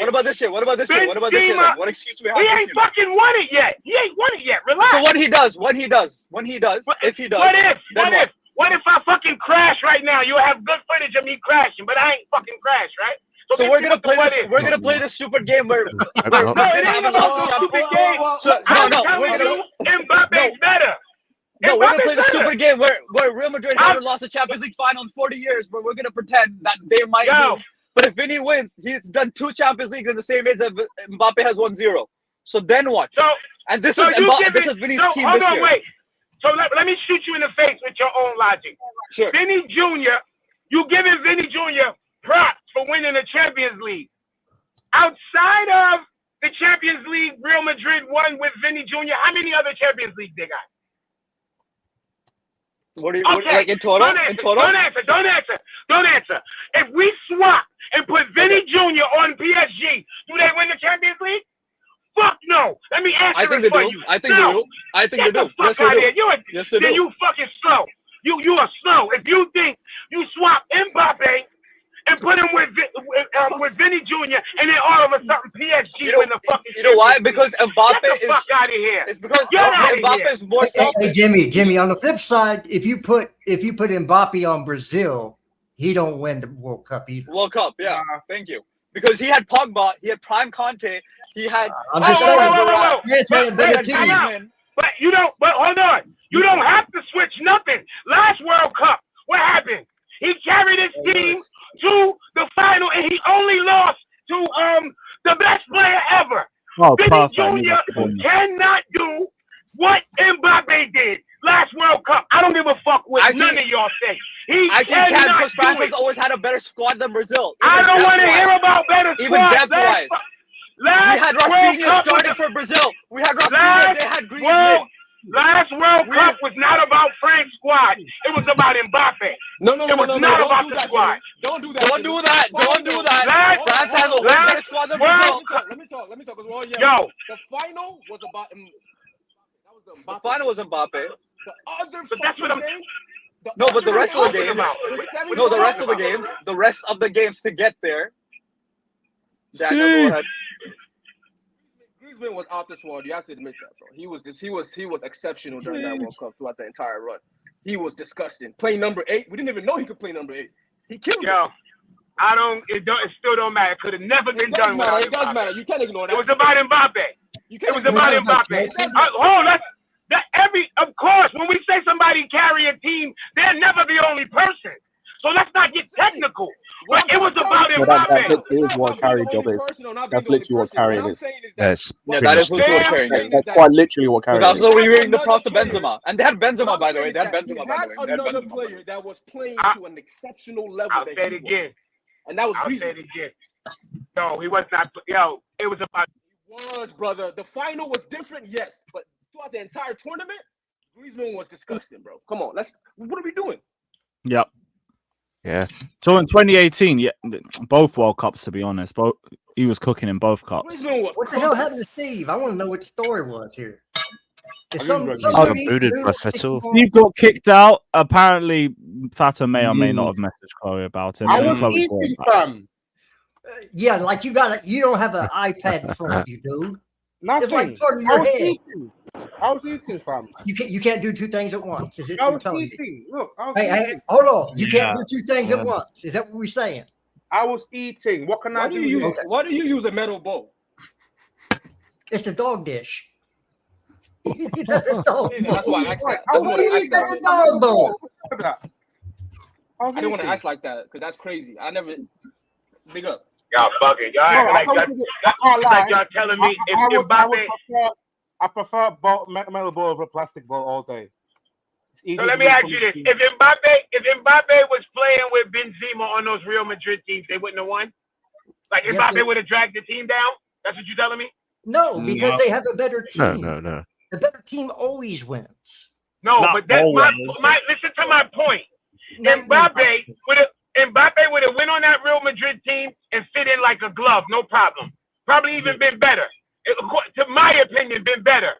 Vinnie Jr. would not slide into that France team and do what fucking Mbappe did. Which year? It's just the one that just passed, bro. Okay. Well, he didn't win. The one that just passed. So Vinnie could do that. It's not about winning. I'm not talking about winning. It's not about winning now. I'm not talking about winning. I'm talking about what he did to get his team to the final. What are you talking about? He could have easily won. If you get to the final, it's a toss-up, 50-50.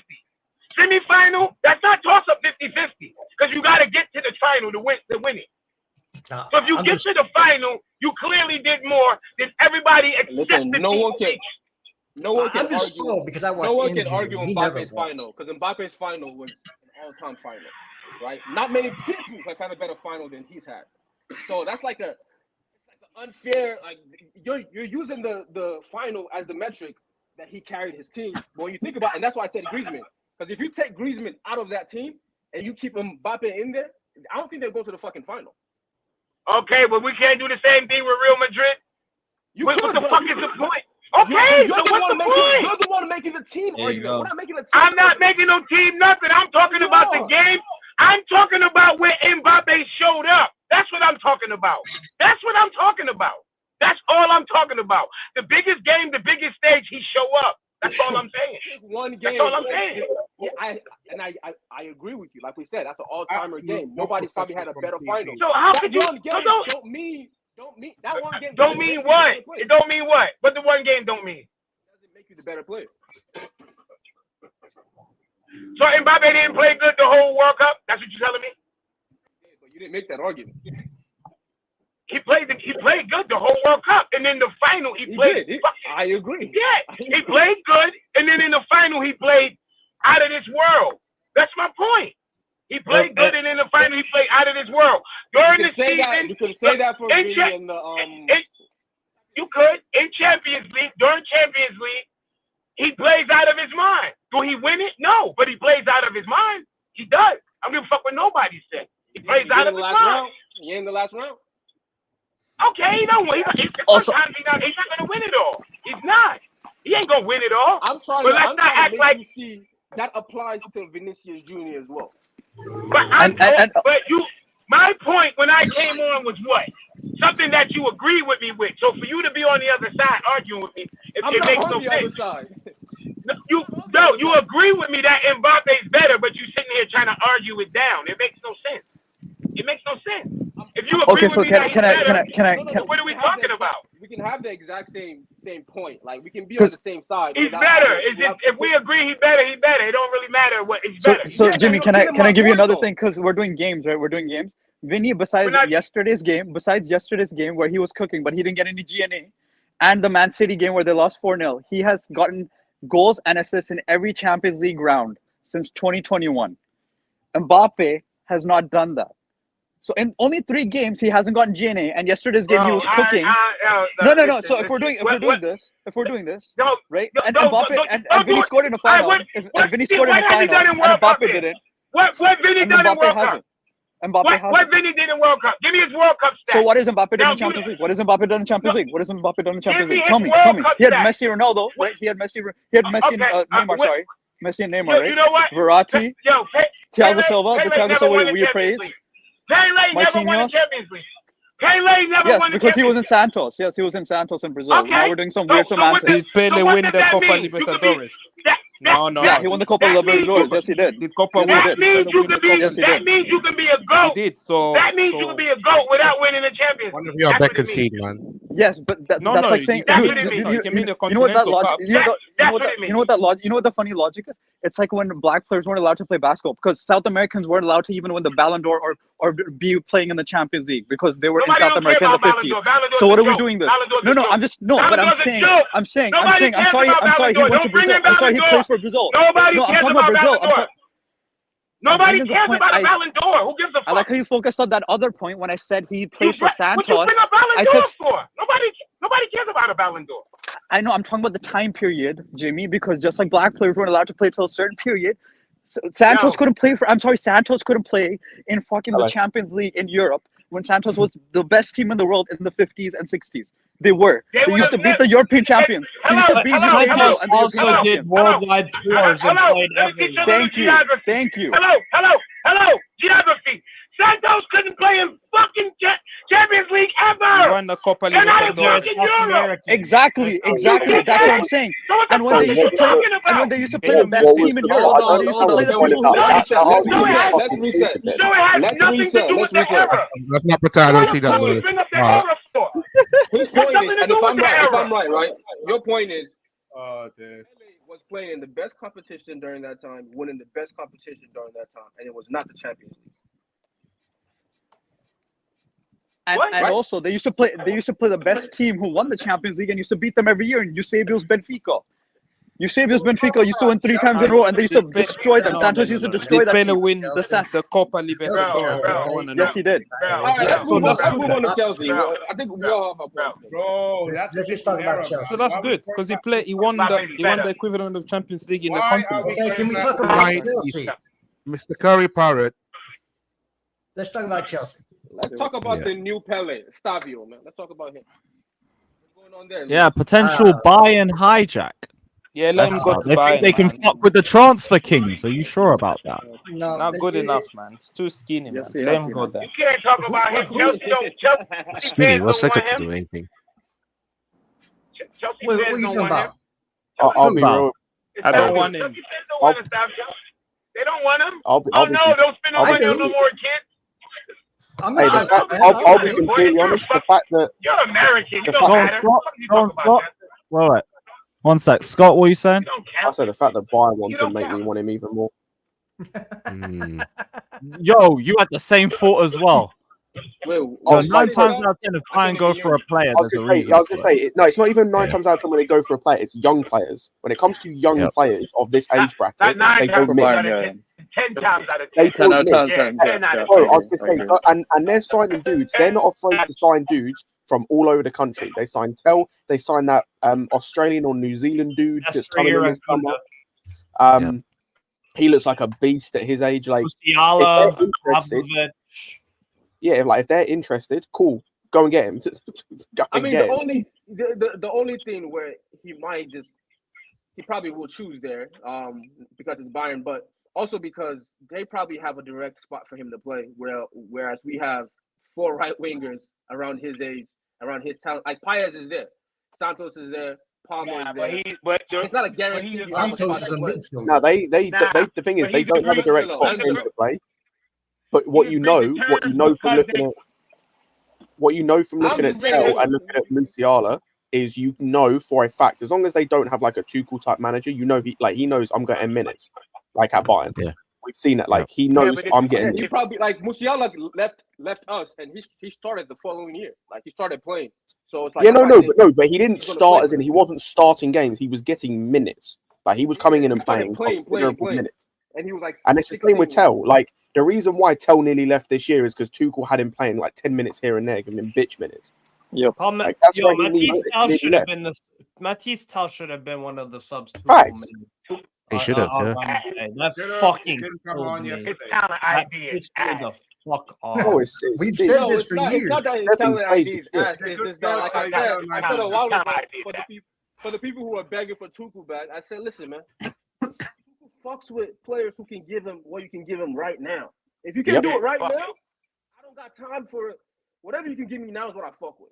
I don't got time if I'm a player, you're going to be shit for 50 games and then you be good. Nah, sorry. Tel, I don't know about you.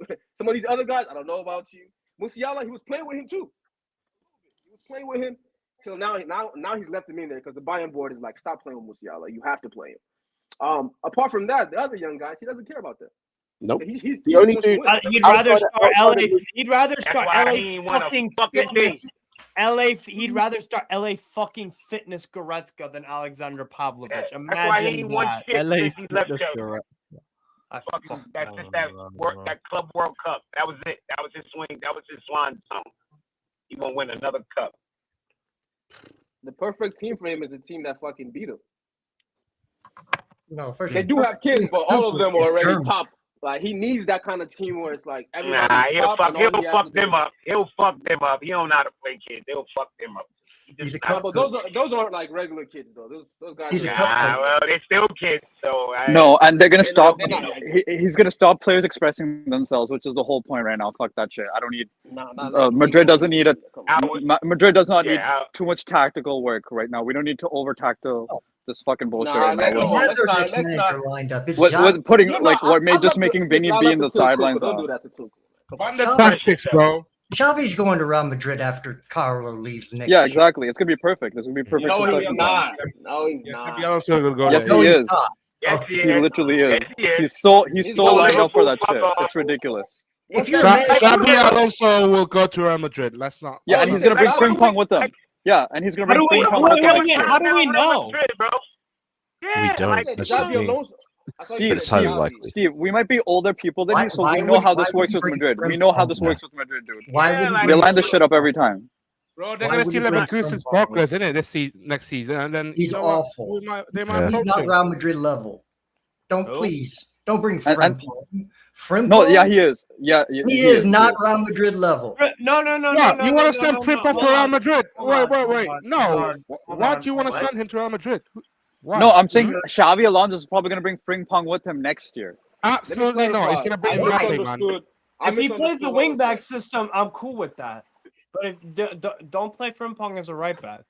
Yeah, well, we don't know what Xavi's going to play. He could play 3 at the back, but be expressive like he does right now. Xavi not playing no 3 at the back. None of Real Madrid, you ain't paying no 3 at the back. You can. No, if you're playing the way they no, they're very attacking. They care about. They play 4-3-3. Just information. You know they haven't played 4-3-3 this season. At all. They played 3-2-5, didn't they? They played 3-2-5. No, they play a diamond midfield. They play a 4-1-2. Yeah, the 4-3-1-2. Yeah. Jesters. Exactly. Because here's the thing about formations and stuff. You could play a 4-2-4 and be defensive as fuck. It doesn't make sense, but like that is so. So Inzaghi at Inter Milan, that's a 5 at the back or a 3 at the back or whatever. That's a 3-5-2. They don't play defensive, boring football. I didn't say that they play defensive. I'm just saying you're not putting 3 center backs on the field at Real Madrid. Yeah, you can. No, they can. Especially with the mindset that Xabi Alonso has with always winning. You're not going to. They have done. They have done multiple times. They've done. Yeah, they've actually done. They played 3 at the back. They played 3 at the back every match. Every match, but they played a few times. Doesn't mean they can't change. Okay. No. You said they can't play 3 centre backs. They can. 3. Yeah, you said you can't. Yeah, you said the word. I didn't. Look, you can do something once in a while, but throughout the entire season, I don't think that fan base is gonna stand having 3 at the back. That fan base. No, the fan base only cares about winning. That fan base doesn't give a fuck about what you play. You can play fucking 10 at the back. They care about winning because it's Real Madrid. They're not Barcelona with this tiki-taka bullshit. They care about one thing anyway. Yeah, they don't give a fuck about what you play. You could fucking play your nan at the back. They only care about winning the Champions League. Sure. That's bad result, but as long as you win trophies, they don't have a problem with it. They don't give a fuck. Gestures, you know where I think it applies? I think it applies more to an Ajax because those fans are very particular about the 4-3-3 thing. I'm not saying a particular formation. All I'm saying is Ajax, a manager, if they play 3-5-2, I've seen Dutch media, Twitter and stuff. They do not. Ajax fans just actively do not like managers. Their interim manager this year, what's his fucking name? Van Schip. He's been playing 3 at the back, and they've been playing terrible, which is also the main complaint. But like they do not fundamentally. Ajax is 4-3-3. That's what the fans and what the club usually. Real Madrid's different though. Real Madrid's different because I agree. I understand about winning. But I would agree if you replaced Ajax with Real Madrid in that, I would agree with you. Steve, Culturally, it would have worked. Steve, you got Vinnie. You're bringing in Mbappe. Apparently, they're going to bring in Haaland a year after. And you're telling me they're going to go to play 3 centre backs. Well, here's the thing about because too many literally play centre back. They could just push them to the midfield and the actual. I think too many could just go into the midfield. Here's the thing about for them to play 1 center back than play 3, brother. Here's the thing the thing is with the 3 at the back though, which I think is going to be a staple of world football in the next at least 5 years. Like how everybody nowadays is playing. You know how everybody nowadays is playing 4-2-3-1 or 4-3-3, mostly 4-2-3-1. Like it's just kind of across the board, kind of standard. Standard from now on, like you'll see it in the next 5 years. I think a lot of teams are going to be like standard 3-5-2, 3-4-1-2, 3-4-3, 3-4-2-1, etc. Because that's what Xabi Alonso's playing. That's what Inzaghi's playing. Simeone's playing it as well. And he's playing more attacking. So I think it's an era change kind of thing. Because think about it, you have the ball playing center backs. All the guys have to win though. You can hide deficiencies of your center backs as well in a 3 at the back. You have more protection. The wing backs get even further, and then they are again covered by the center backs on the left and the right. The problem with what you're saying is that it requires a specialized position that a lot of teams don't have or don't play, which is wing back. You need to have somebody who's able to play, to go forward and create and score goals. And to be fair, don't you think it's easier though to convert? Don't you think it's easier though to teams don't have a wing back? Players. Hold on. Don't you think it's easier to convert a wing back, a left back into a left wing back compared to a wing back to a left back? Because it's all about the protection, how high you play up, responsibilities. The thing that makes it a difficult transition for a left back to a left wing back is the stamina. Because left wing, wing backs, they bomb up and down constantly. So you have to have stamina, you have to have speed and all that stuff. But then again, if you really think about it, guys, like left backs and right backs in a 4 at the back are basically already doing that. You know what I'm saying? Like Andy Robertson, when he was, bossing it at Liverpool, he was up and down, up and down, up and down. You have to have an engine for it. Or like Gusto for you guys. He has a fucking engine. The guy can do, up and down all day. But the only thing you could play. Malo Gusto could play as a wing back. No, but only problem is if we stick to Real Madrid, is the fact that they have a lot of attackers that will want to have game time. So you can't have an extra centre back. Yes, I'll be real. Outside of Vinnie, I'll be completely honest. Outside of Vinnie and Mbappe, even Rodrigo can hold bench. If they have Vinnie and Mbappe, and then let's say they have Haaland, bro, everyone else can hold bench or leave. Their other attackers are Joselu, Brahim Diaz, and these men. Yeah. Because this is the same Real Madrid that had Kaká on the bench for I was gonna say, fucking Real Madrid. It doesn't matter. But when it comes to give a shit. When it comes to Real Madrid, it what doesn't we were matter. talking about earlier, right? Is that players are Okay, less Bale. willing to sit on the bench for that long because they can go somewhere else and make the exact same money and start. I agree with you for most clubs. Daniel, I agree with you for most. Scott, you're gonna have the same point as me. Scott, go ahead. You're gonna have I'll say, Daniel, I agree with you for. I agree with you for most clubs. Real Madrid is different. Real Madrid is the 1-1 where it's like, yes, yes, there because you're guaranteed success. Who left yes, the and he was team fine when with that. Kaká came? Sorry? Say again? Who had to leave the team when Kaká came into the team? Your voice is low. I can't even hear. What is it? I said who asking who left the team. When Kaká came into the team. Somebody had to leave. Wesley Sneijder left the team. I think it was Sneijder left because the team. And you Robin. couldn't fit everybody. Sneijder and Robin. Yeah, Robin left because Cristiano Ronaldo came. Right? You couldn't fit all those guys in one. He's going to be on the bench, and it's just not going to happen that way. Yes, but no. But at the same time, they brought in Mesut. No, but they also brought in Mesut Ozil at the same transfer window. So yes, they double stacked that. Oh, take care, Justice. Enjoy your day, bro. No, Daniel, I agree with you. But then the guys that they're going to be losing are your Brahim Diaz and Joselu. So like, cool. Then the guy sitting on the bench is Rodrigo, and it's like, cool. Like, he can want to leave, and that's calm. But he knows it's the same reason, bro. Like Brahim Diaz has sat on the bench the whole season. Last season, he was playing week in, week out for AC Milan. It didn't matter. Yeah, but that's also.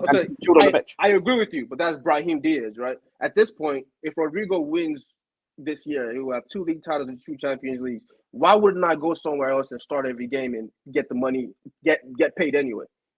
Because anywhere else you go to any other club, it's a downgrade.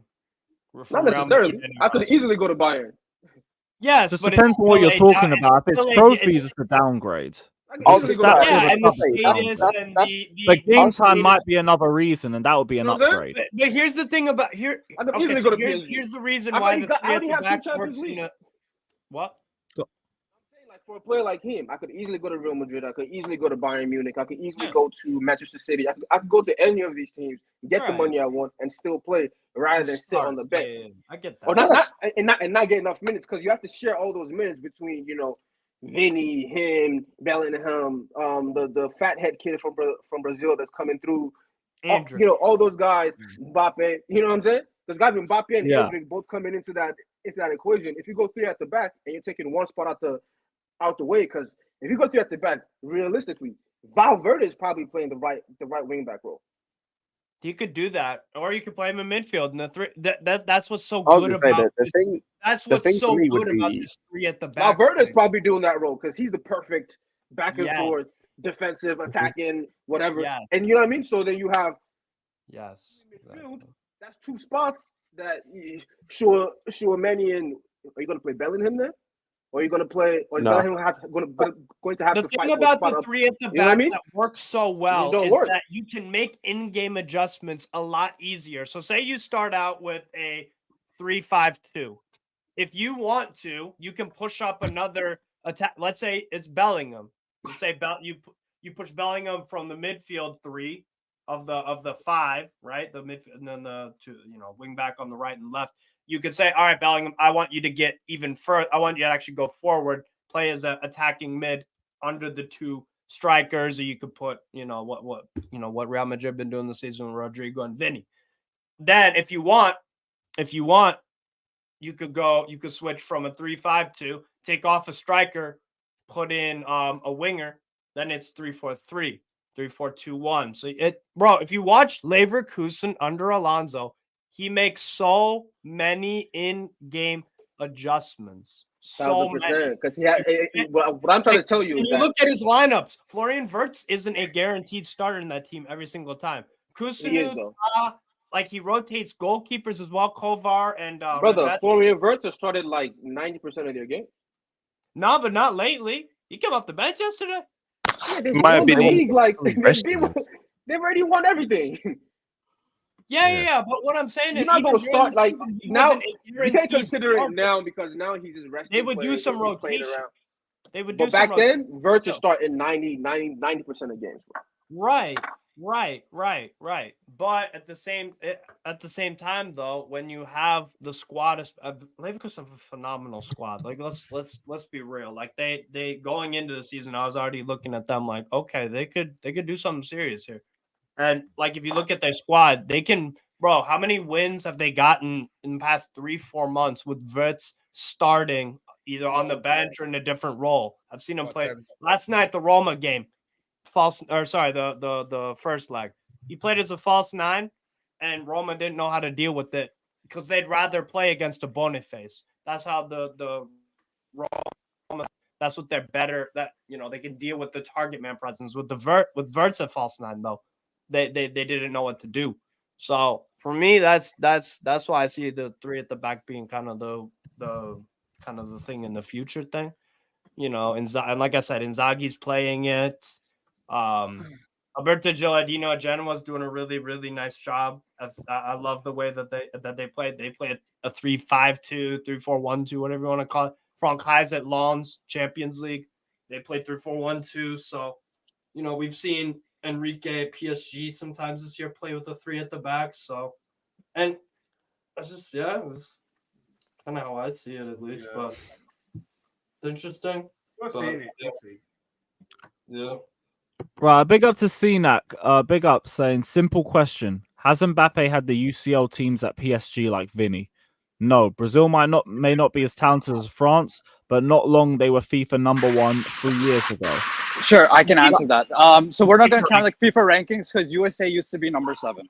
Okay, Belgium used to be number 1 when we all knew France was the best team in the world. If we're doing FIFA rankings, I'm so sorry. What are we doing with FIFA rankings right now? Come on. We know that's the biggest scam in the world. What are we doing? We're not going to do FIFA rankings. Brazil used to be number 1. Belgium used to be number 1. We had the United States at 7th place at one point in the time in the world. France was number 1. France was number 1. Like, what are we doing? It constantly I think he's using this as something to for more Mbappe's side. He's saying he hasn't had the UCL teams like Vinny's had. He said Brazil. Sorry. So he said, question: Mbappe has same team as like PSG. Yes, because at one point, Mbappe had Neymar and he had players like Thiago Silva, Marquinhos, Messi. He's had literally everyone under the sun. He had Killer Navas. Did I forget that attack? Yeah, Poch tax. Yeah, and I'm sorry. He also had Killer Navas. He had Killer Navas who had just come up with 3P with Real Madrid.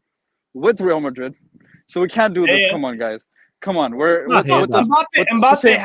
Mbappe has been disappointing in the Champions League for what I see in the player and what he's shown in the champs.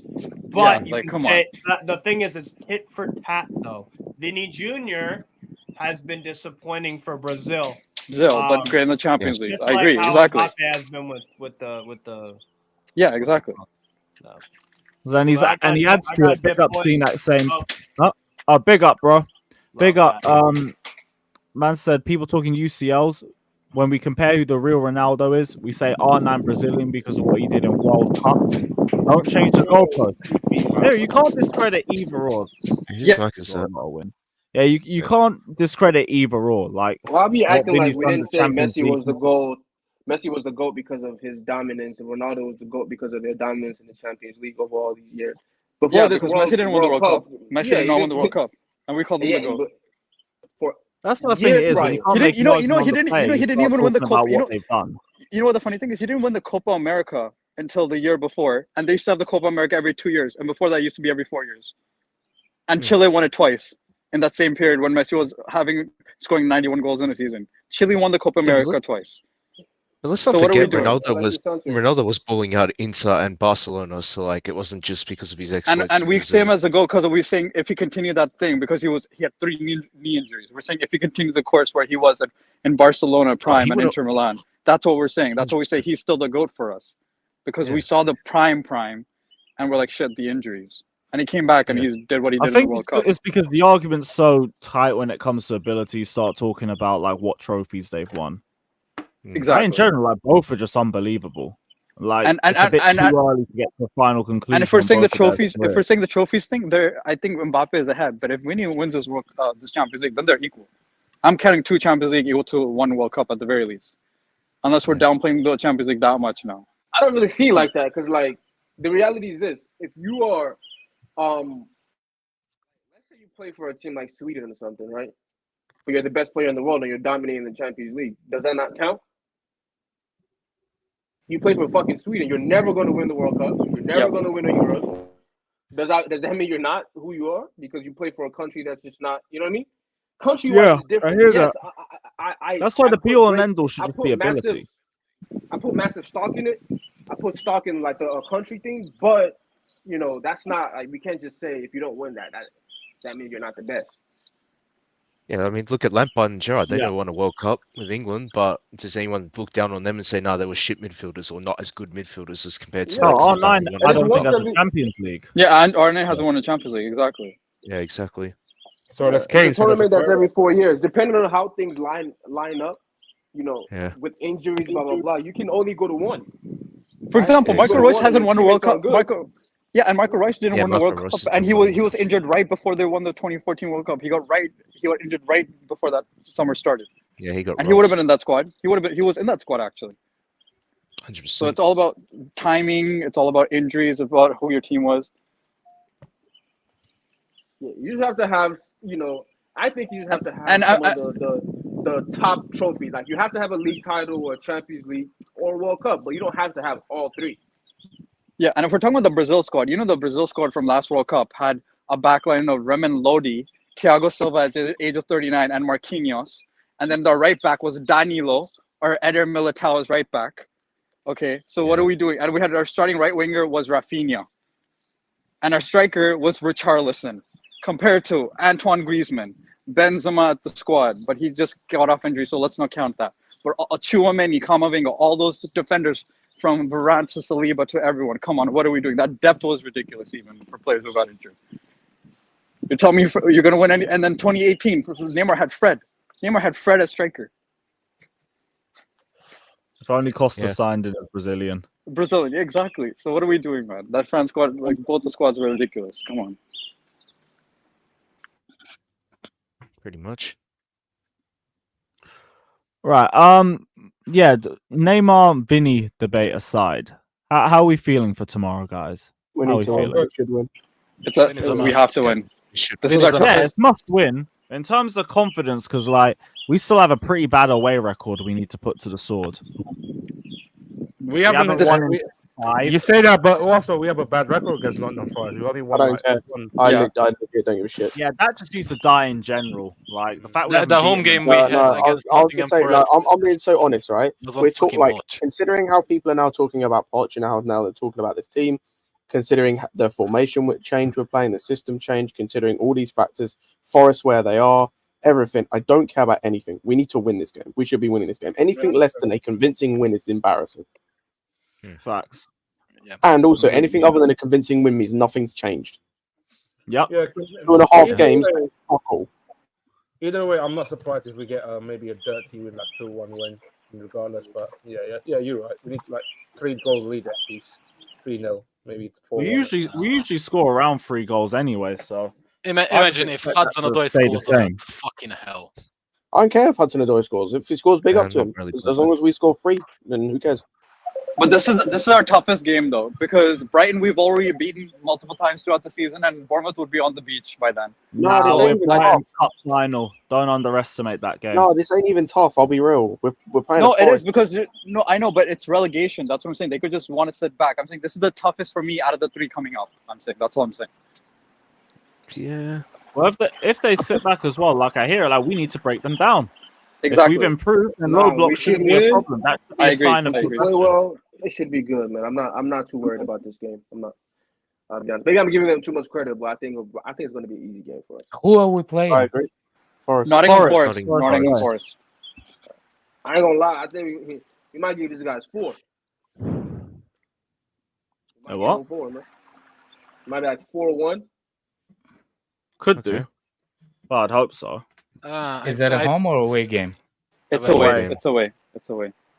I'd say a 2-0 It loss. is. And Alex, they just need a draw to be avoiding relegation. That's the thing. That's Dry it is.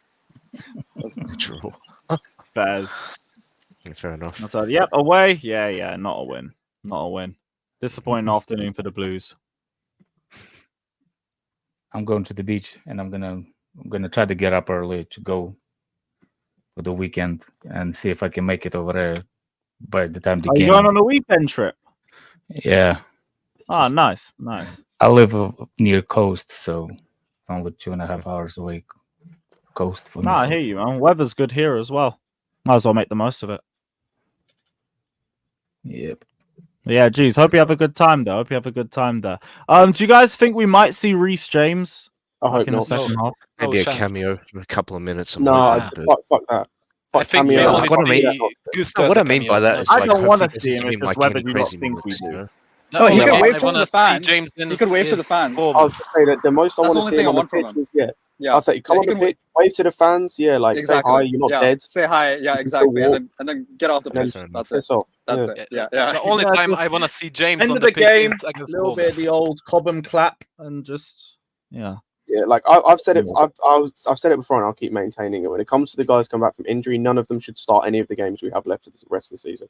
Don't change something that's working. The whole team is currently playing well. Outside of, say, you need to swap a centre back around. Cool, don't care.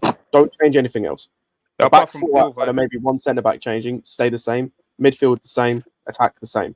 If you want to bring in Kunku and Gusto and Niesman off the bench for 15 minutes at the end of the game, fine. When we're 1-2 up, calm. Do not be changing things in the starting lineup for no reason. Yeah, I don't think any of them really start. Yeah, I don't think any of them. Maybe Gusto, but even that one's unlikely. No, again, still no. Like, please, no. No, that's the only one I think could be a maybe, just because it's putting a right back in right back. It sounds so funny when you listen from outside, like people. No, like we have a fucking choice. That's just the emotion of being a fan, isn't it? Yeah, exactly. That's what I'm saying. Like, same thing. It's not like I'm not If saying you're like watching the game, you're like, Chilwell, fucking track back. He can't hear you, but you're still gonna. No, he can't hear you at all. You see what I'm saying? So it's like it's funny, but at the same time, it's so true. You cannot like even if you like. I'm not emotionally into this game because like I've rather us not getting any European. Alex a fraud. And so you know what I'm saying, like for me is like I don't want to get any European spot. I know why people saying they want. I just don't. That's my personal opinion. Think why. Oh, give me Conference League. Give me Conference League or Europa League. The reason why, if we get conference, you think Pochettino's gone? All the people that saying that they want to get a European competition.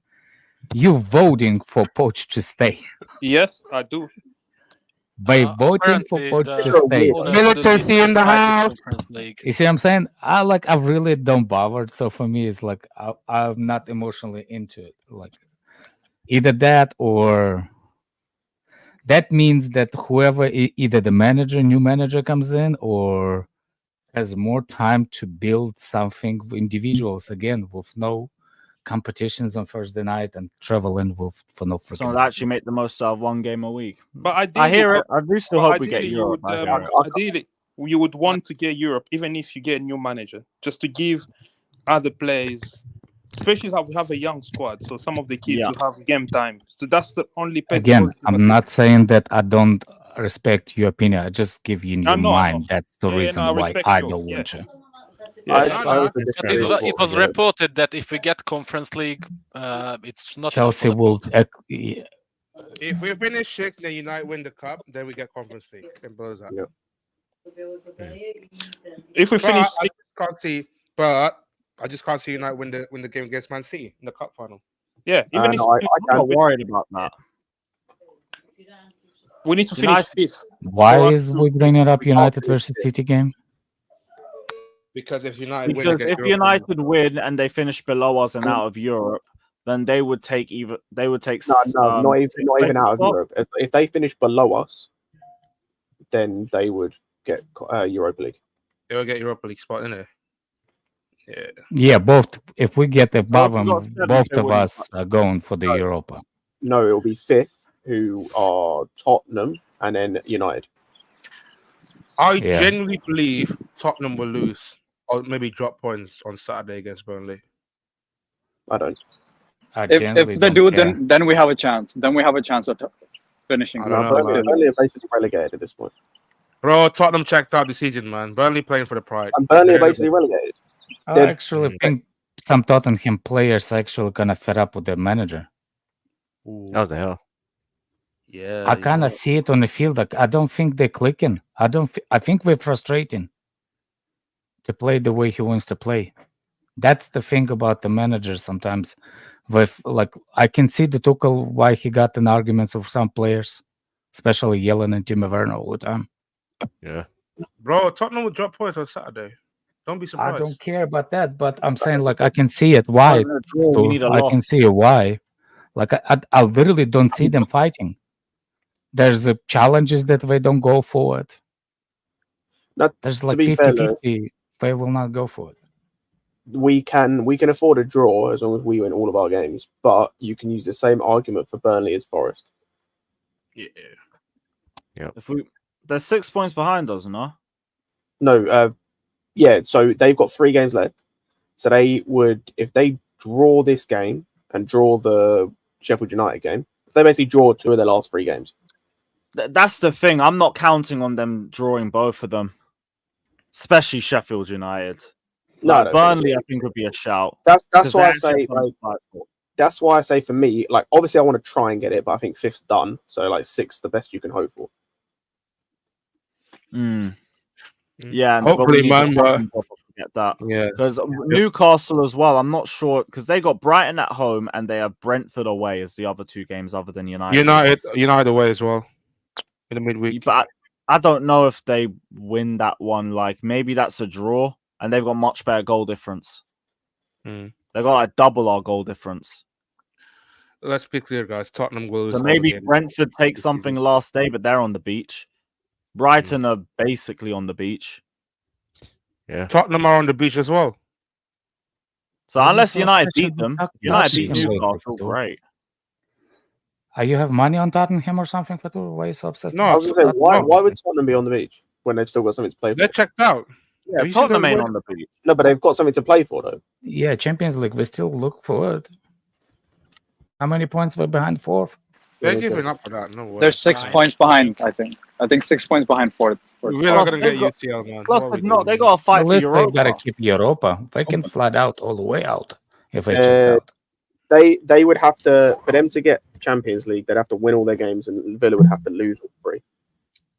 Okay. If Villa wins, if Villa wins, it's all over. If Villa wins and Tottenham get that, if they draw, it's over. Yeah. Well, I'm saying like, okay, so they still have to fight for Europa then. There's plenty. No, I tell a lie. Sorry, Villa can afford to draw 1 game, but they'd have to lose the other 2. Yeah, Villa, who they got at home on Saturday? Villa have Liverpool. Their last 2 games are Liverpool and Palace. Liverpool at home and Palace away. Liverpool checked out. And why are you saying every team's checked out? This is a Villa team just coming off getting smacked out of the the Europa League. Olympiacos. Bro, Aston Villa on a rampage. I can't lie. Still.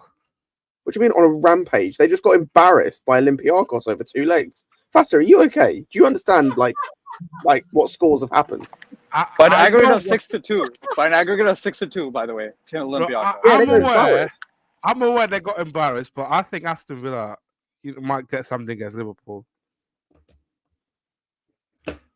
You mean also Liverpool side that wants to win all the remaining games for club? You're talking about that Liverpool side. You're talking about. Oh fuck! Yeah, this is also, by the way, this is also a Liverpool team who technically can still win the league. Really? Mathematically speaking, they can still win the league. So then, yeah, they have all to play for. They have everything to play for. They got a bro. Everything to play for. Yeah, play for Klopp, man. Klopp's last game. Yay. You can still, man's talking about they're on the beach and they can still win the league. What are you talking about? Bro, Fata's just on the beach. It's all good. Yeah, we're on the beach. We're on Cancun settings, isn't it? That's the thing. Yeah, man. Yeah, you definitely still in Cancun. I get it, man. Lakers Nation, man. Fuck. Have you ever been in Cancun, Fatur, in Mexico? Yeah, 1 time. Okay. It's nice, isn't it? Yeah, but Who else? So James, Ugo Chukwu, all in team training. And Oh yeah, shout out to Palmer, player of the month, by the way. Shout out to him. That's twice. Player of the month, goal of the month. Now we need young player of the year. Is Foden already won the player of the month, player of the season, or no? Nope. Nah, it's just being voted for now. Sure. Yeah, well, fuck it. yeah, as we I don't understand player how Rodri didn't make player of the season. Yeah, that's That's ridiculous. insane, by the way. Also, how the fuck is Mino in the young player of the year voting? Yeah, I don't know. You know what it is? It's just like an attacker's bias. They don't like rate defensive mids for some bullshit reason. I don't know what it is. No, but they put Rice is more of an 8, but they put Rice in there. I'm surprised Rodri isn't in that list. Yeah, that's mad. That's mad. Rodri should be in the place of Van Dijk. Let's be real. Van Dijk was shit this season. I could hear that, or maybe Isak. I think we got the ball knowledge person in the chat. I'm. Huh? Which one? Maybe Gallagher should be included there, no? Marumo Malota sounds like he's like a serious ball knowledge person. Oh, my man's just crying in the chat. All right, cool. I'll leave him. All right, so yeah, everyone's confident about the game. Lineup probably shouldn't really change too much. Nope. Unchanged from last week. Unchanged. Keep the same lineup. Cool. But Damn, any Chloe. BS with Estevao? Damn, Chloe. Estevao should be announced soon. What's Chloe's name? Gallagher is Ballon d'Or worthy. Yeah, if that ever happens, I'm done with football. All right, we're canceling the date. Canceling the date ASAP. Canceling the date. I don't think she cares, bro. Did see this as well. Little bit of pure profit potentially. I still can't pronounce his name, but Tottenham and Newcastle are interested. Bro, you literally. Why is Newcastle obsessed with our academy defenders? Wait, what was that? What is it? He was saying, why is Newcastle obsessed with every defender we produce? Like Livermento and Hall, and now this guy. It's because it's the one position. I tell you, when it comes to our academy, that's the one thing I can say really positive about our academy. It's the one position we get right more often than not. Except Gilchrist. Gilchrist ain't even right. Hey, there's always one, ugly duckling of the litter, running the litter. No, he's a centre back though. We just dash him on the right. And because he's not good enough. He's a crap centre back. He's also not tall enough, really. Hey, Cannavaro wasn't tall enough. Yeah, but you look know at what? him, When I hear that, anything's possible for Gilchrist, man. He's not winning any aerial duels. Yeah. And the thing is, then he's got to be amazing defensively, and he isn't. At least not this current moment in his career. Yeah, he's got to go on loan. He's going out on loan next season. Good riddance. Yeah, because that's how Cannavaro and what's his face, Dave Azpilicueta. That's what I was thinking of. Got away with it. Yeah. Yeah, Azpi was genuinely probably one of, if not the most consistent centre backs I've ever watched. 9 out of 10 is nearly every single match. There was Jardel, even if that's the case, we got Gusto, bro. There was a serious potential. He's one of the best I've watched one-on-one. Who is it? Oh no, he was. That yeah. Alex, that year that we won the league under Conte, he was statistically the best 1v1 defender in Europe. I'm saying, even you can bring me all the best left backs, right backs in the world, and everybody's gonna bring me stats of how good we go on opposite, in offense. But if you think about it as a fullback, as a defender, you shall not pass situation, Yeah, one of the best I've seen in that specific skill. Like the way he defended one-on-one was unbelievable. I'm not saying in the same time, his defensive ability in setup pieces is atrocious. The guy never even looked where the ball coming from. In the set pieces, Azpilicueta was doing the butterfly skills, jump and waved and did everything possibly can, but not looking at the ball and try to head the ball. So I used to laugh when teams would go down the left-hand side while he was there. Yeah, that was All right, actually depending on what laughable. position You he's playing. you didn't even worry about it. You know what I'm saying? Like you didn't even think about it. Like, go on, You Aspie. didn't- There it is. Do you know Aspie when I think like 4 years without making any error leading to a goal until we play Everton. You know when we lost 1-0 to Everton under when Everton had Lampard. That's the only time he made an error that led to a goal. That's how good Yeah, he and was. he literally just passed it back to Richarlison. To I remember that. Richarlison, yeah. He went like years, like we're talking like 4 or 5 years without making any error. That's crazy. No, Ashley Cole was great, but not. I'm talking about specific skill. Don't not get beaten 1-on-1.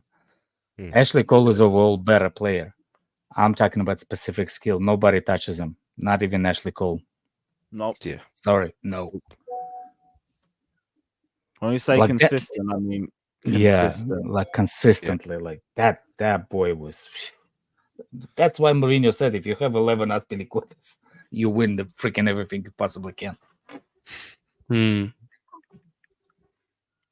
the guy is a workhorse. The most He was, defensively solid team in history. and never get injured. Yeah, pretty much. Yeah, he rarely got like both title wins. He played every minute in. And what's his name? At some point, even Ivanovic was great, you know. But Ivanovic eventually, those ties catch up with him. Those muffin tops that he eventually they got to 15, him. Never seen such a drop off in my life. I was one of our players of the season before, and then the year after. Ivanovic probably the best fullback we had that in the air duels. Like what do you Ivanovic think in is the air was unbeaten. Yeah. What do you think is the biggest Ivanovic drop was- off? As in, like, he was amazing in 14-15 and 15-16. Like, players just running through him for What's fun. the He was biggest getting drop off? quickly. Casemiro or Ivanovic? Ivanovic. Yeah, Ivanovic was immediate. Like, first match day, I remember Montero cooked him for Swansea. And I think Sterling cooked him the next game. Also, it's because like one has mostly to do with the manager, whereas Ivanovic's was just was nothing to do with the manager, system, nothing. He just fell off a cliff. Like he just literally it was one day incredible player, next day just the complete opposite. With Casemiro, you can say that's down to the manager. Imagine definitely Prime one of Ivanovic the is, best in the right back air. for In the air, right now. Oh, yeah, fuck best in the air. Which is opposite from Aspilicueta. Like the Mm. best in the air. Nobody is better than him. As a fullback, scoring, defending, like one of the best fullbacks. Got a lot more confident going forward as well towards the end. 14-15. Yeah, towards the end of his was career, so he was far up. more confident go forward. Exactly. City knows. City was afraid of him.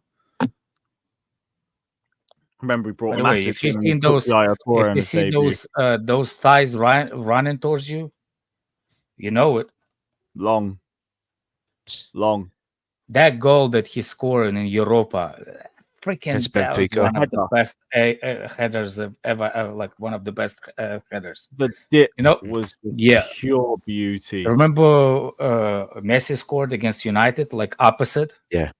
That was against that was Rio on that was Pitch. on that level. That was on that level. I think Ivanovic was slightly harder. Like he had to run get his body different, in mid-air, change your body, create the pace to go all the way in the opposite direction in the far post. And he wasn't trying to cross it back into the danger zone. He literally, you can see his name, aim it forward. Unbelievable goal, man. Somebody Were we recently posted losing? the picture. Were we losing that No. game? 1-1. The Europa League final. No, they equalized. Equalized for They penalty. equalized and we scored in the same time. I personally Remember, think it's we goal at scored one. We Anfield. scored. Torres scored first, Yeah. Yeah. and then they equalized it at the end. And there was one of the last corners of the game, and Ivanovic scored. Torres They in had that the Europa chance. League run as Yeah. well. Oh. They hit the crossbar.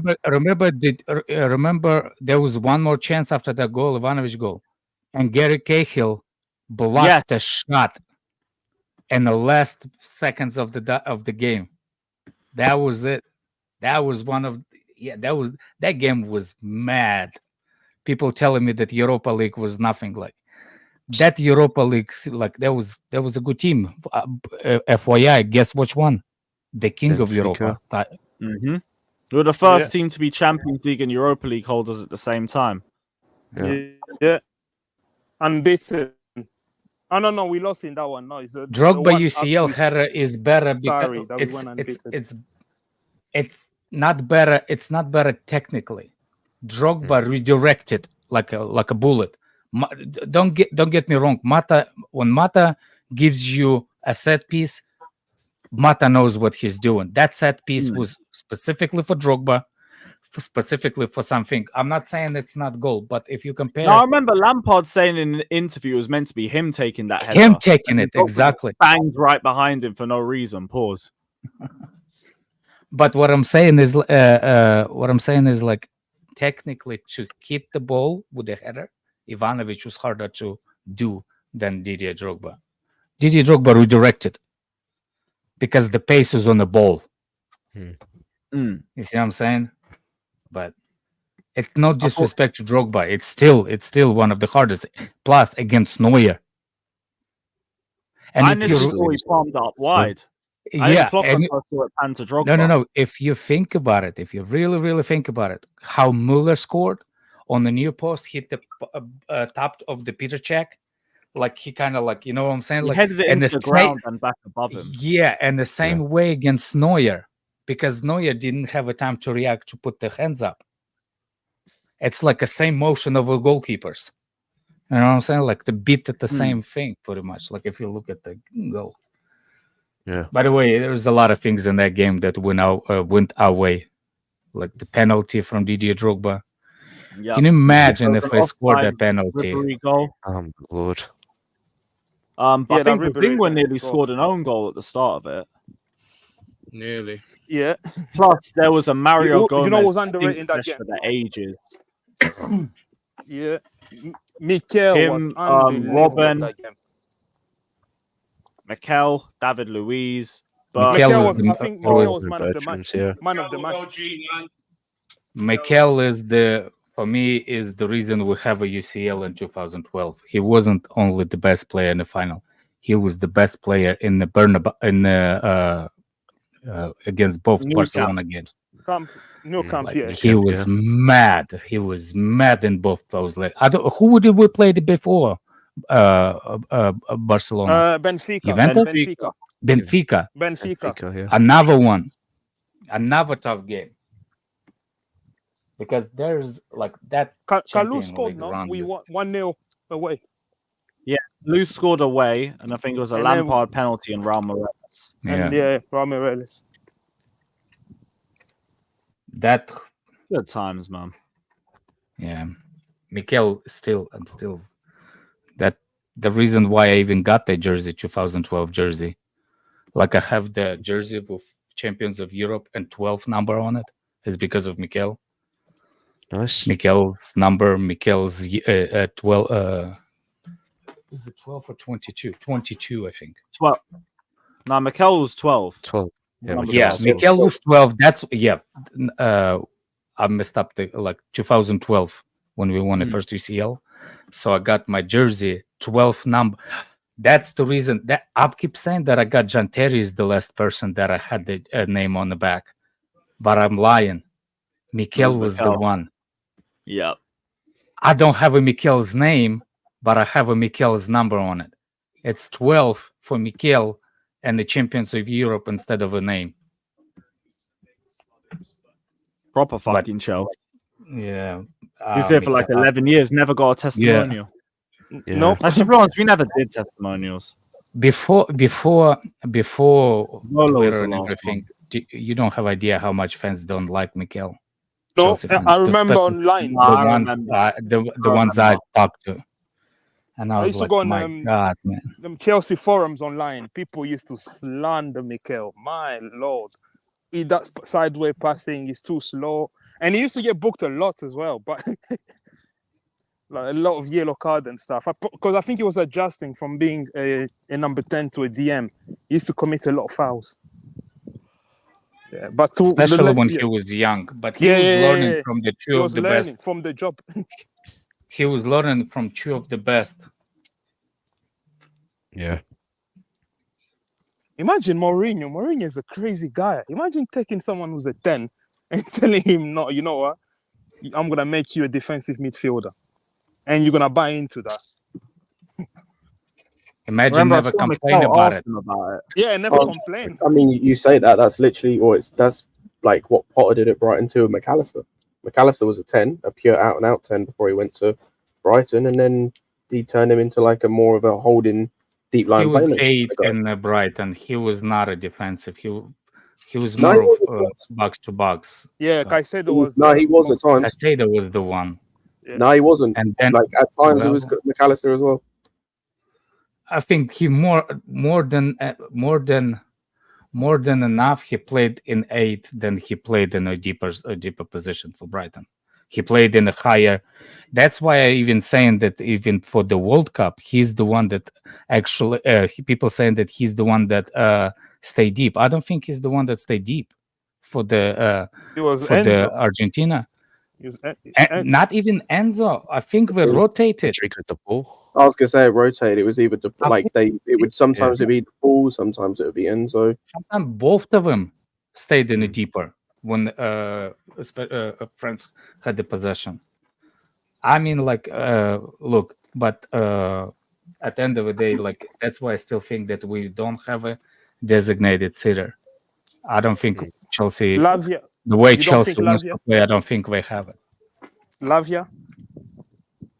We haven't seen enough of him, but it's like I don't know what to say about Lavia. I know how he looks like. That will help. That's the only thing I know how he looks like at Chelsea. I know how he looked for Southampton, but we didn't have nobody else that can play that role. So he played that role. So, but I'm saying that I've seen a glimpse of him when he progresses the ball. And that's why I just like Lavia because if you look at him, the way he positions his knees as a defensive midfielder when he played for Southampton, like he puts his body around the ball the way I like to defensive midfielder to put it. When I see some other players doing it for Chelsea, I'm laughing at that. You see what I'm saying? Like, you know that that's not how you're supposed to do it. You see sometimes Caicedo goes for the challenge and get beat on the wrong turn. Like he goes and he gets pinned off of it. Like you going for the challenge, you're going to try to get the ball away from the player, and he just turns the other way and goes like Caicedo is not even there sometimes. Especially in the beginning, he adjusted it later during the season, and technically he adjusted a lot. By the end of the season, he has adjusted a lot of the way he played. I think it was like emotions, like the way he's eager to impress everybody. Yeah, I think he's like it was more in his head than technically, but he was getting beat by simple things that none of the midfielders should do. Enzo was laughable. Enzo was laughable, and like seriously, when he was in the defensive zone, like it remind me of some fraud that we get rid of. Not gonna lie, pivot. It was laughable, but that's not why I never thought of him in that position in the first place. So I don't know. I'm not a coach with him. With Enzo, don't know. Somebody's gonna have to figure out something next season. So yeah. But I don't see us playing 3 in the midfield. That's why I don't think we need to play. I'll be real. I don't think we need to play 3 in the midfield, like for it to work. I think you play the same system. You just take Gallagher out and put Enzo in, and it works because Gallagher's had to cover less. So I'm saying so you play the same starting formation in terms of take Gallagher out at the moment, put Enzo in Gallagher's position. So the double pivot which is 10. It's a 10. Yeah. No, right now it's not. It's a split 10. It's no, it's not. Right, no, it's not. Right now, when we start game, well, that's what I see. So no, he starts in the pivot. But in game, when we invert, Oh, you're talking about when Enzo's not in it. I see what you're saying. Yeah, so I'm saying, fuck going back to the old shit. That didn't work. I see what you're saying. Not doing that nonsense. And I'm not doing Enzo in the 10 again. I'd rather claw my eyes out. But Scott, if you do that, so you're gonna push Enzo in the left half space. Yes. We were complaining a lot early in the season when he was playing high up in the pitch, especially in that zone. I'd rather have we were complaining when he was the dude having to crash the box and make the Frank Lampard-esque runs into the box when he should have been the one playing the pass to guys in the box. But he will need to do that, no? No, he won't. What's Gallagher doing right now? What's Gallagher doing right now? No. Hear me out. So if you invert, say, Cucurella, so Cucurella occupy the deeper space the deeper space. So where is Enzo then? He has to be high up, no? Yes, further up. But the difference is he has two wingers, an actual number 10 and a strike. He has 4 players beside him and ahead of him, and they're the ones crashing the box while he's on the edge of the box playing the passes that Gallagher right now can't make because he's not the same type of player. He can do the crash in the box stuff from time to time. We see that with Argentina. He scored a goal against Bolivia like 2 international windows ago where he did that exact thing. Crashed the box late, scored a tap in by crashing the box late. But he can do the stuff Gallagher can't do. And the thing is, in this system, because of the way our midfield is, he now has to cover. If you notice, Gallagher covers less space. He doesn't cover as much space. He doesn't have to do as much running. Most of the running he does do is just to foul someone. It's just to bring them down, a lot of the time. So he has to do less running, which means you have Enzo doing less running, which is the problem we've had from the beginning. Is you get Enzo doing way too much running and trying to cover way too much space, which he can't do because he's mobile to a point, but he's not. I'd rather play Carney there and play Caicedo and Enzo changing. Sometimes Caicedo's on a bench, sometimes Enzo on a bench. Nah. You can't have a £100 million midfielder on the bench. I'm sorry, you can't. But that's the conversation. You can't have £100 million on a bench. That's the conversation. I think the problem is with the whole situation. I understand what you're saying, Scott, but you keep thinking again and again with the position that when you have the possession of the ball.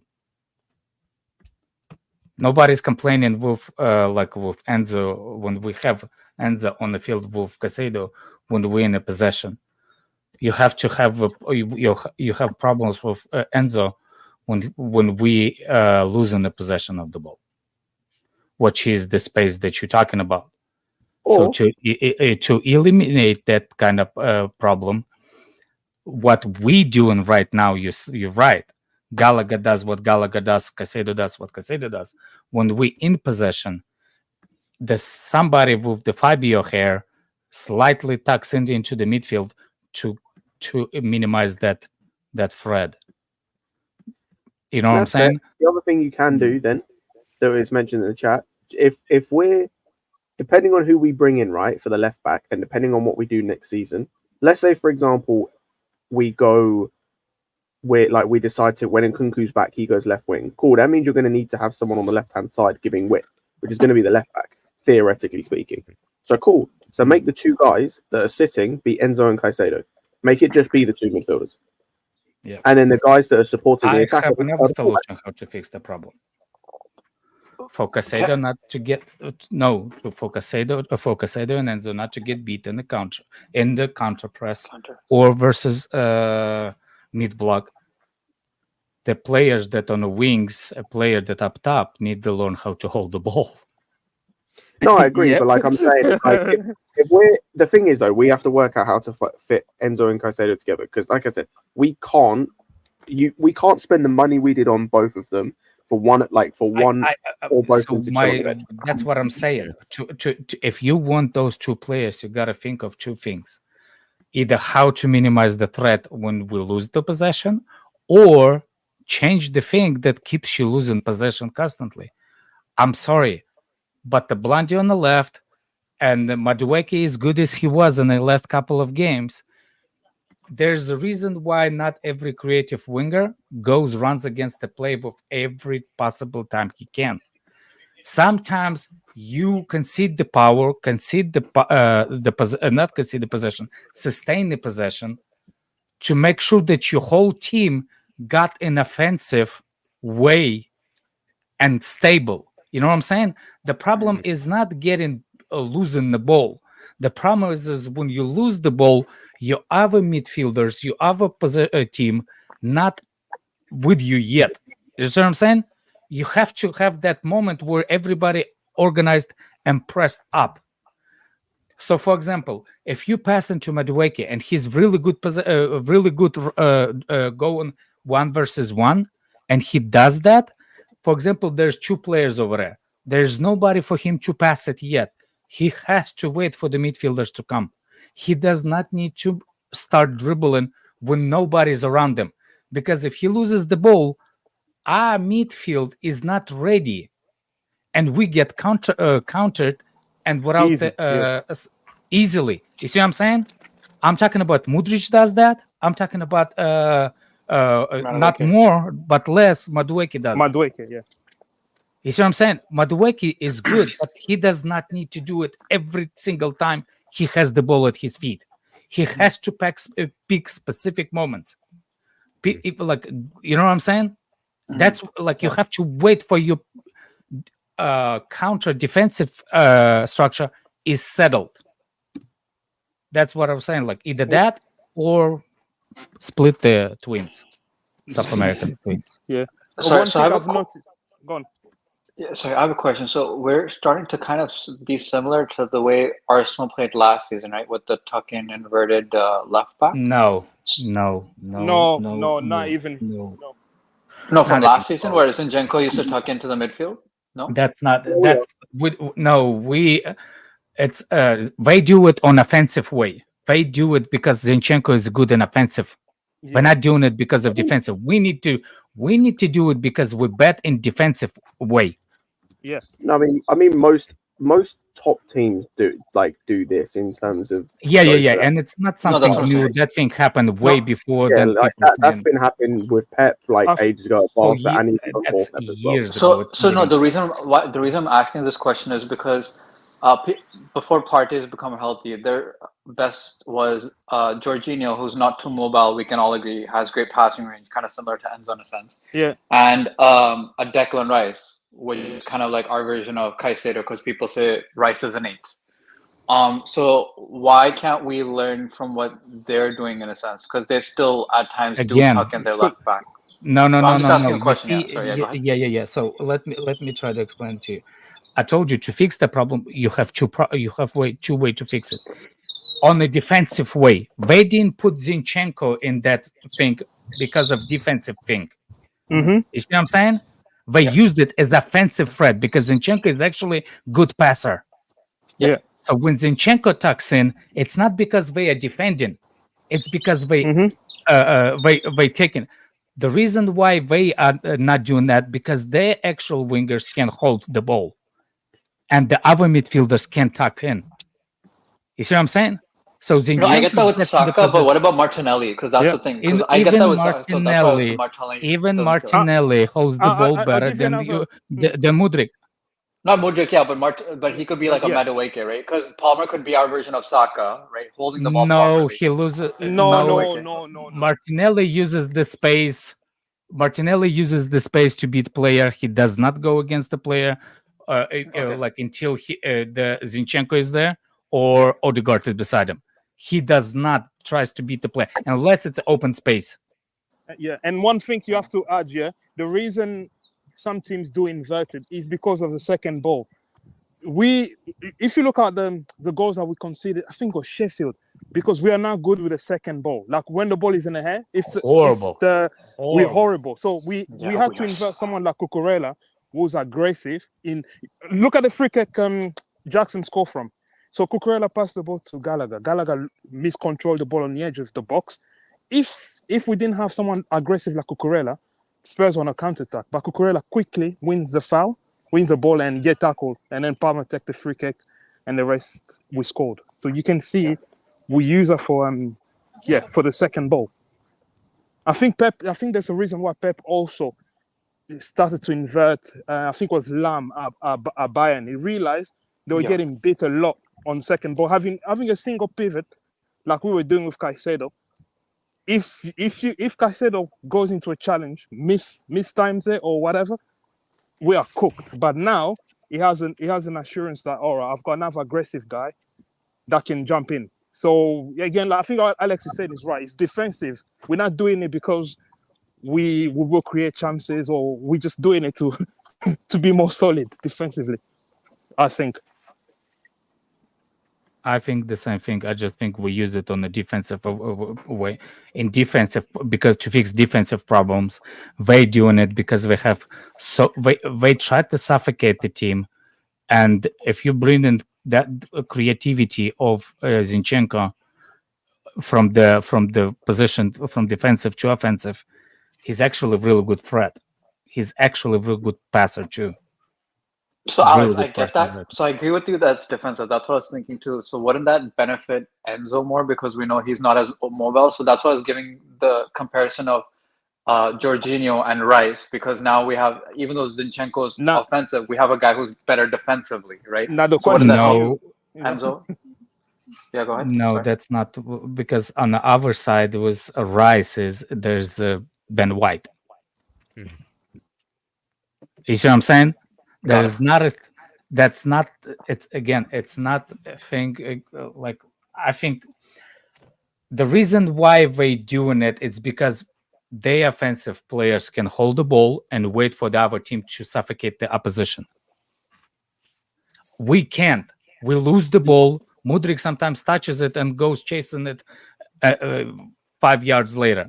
You know what I'm saying? Like, so you cannot suffocate the team if you're losing the ball with every touch you get, or you try to dribble and you lose the ball. You see what I'm saying? You can't. It's hard to. I don't know how to explain it, but I kind of get what you're saying too, because that's why I think maybe it's working now, because we also have like a Chalaba on our right side right now.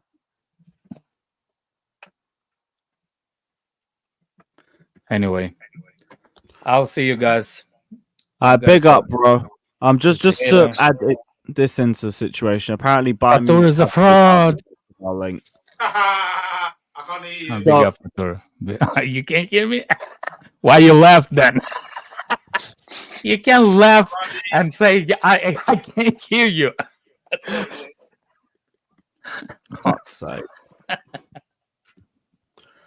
Alex, a fraud. Fabrizio's reposted as well, apparently.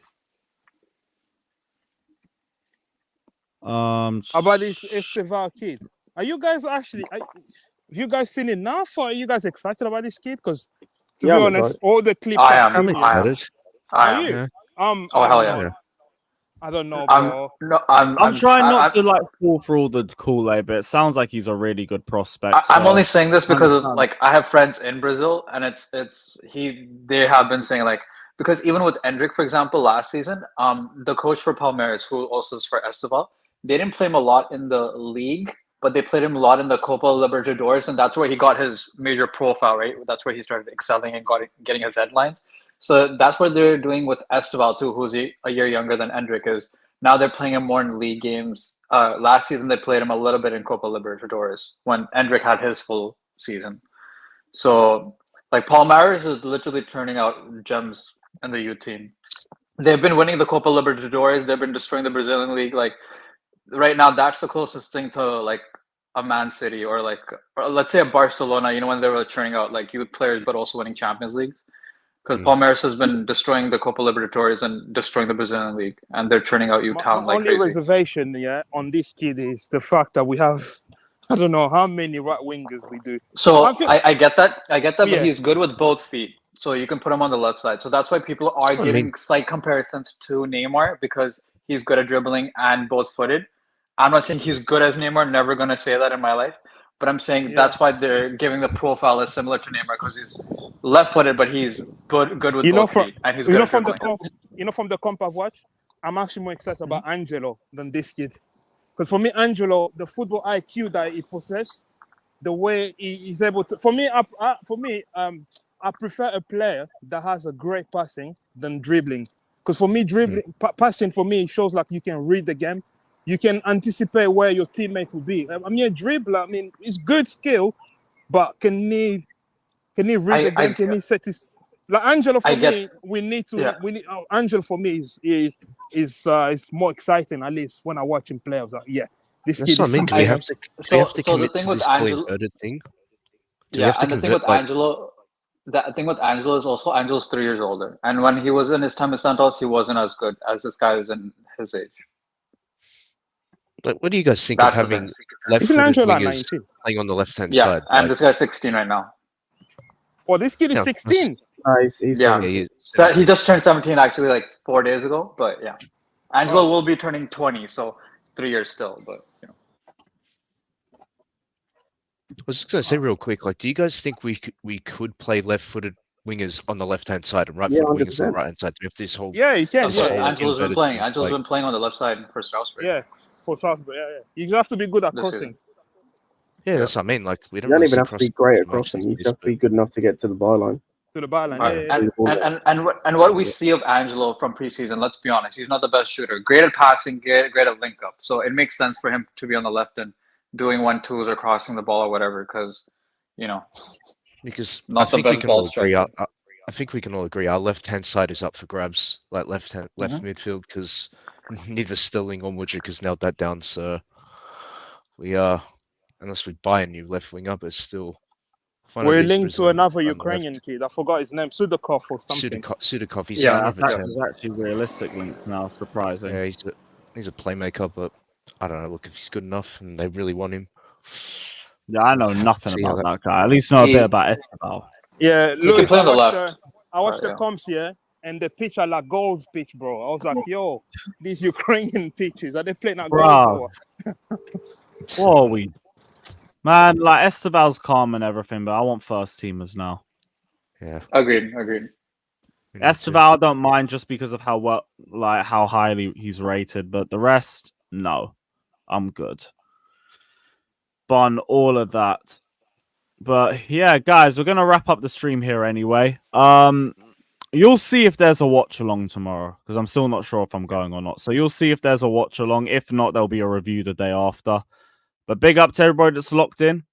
Gonna head over to Sarcasm City, so everyone head over there. Like, subscribe, and up the Chelsea.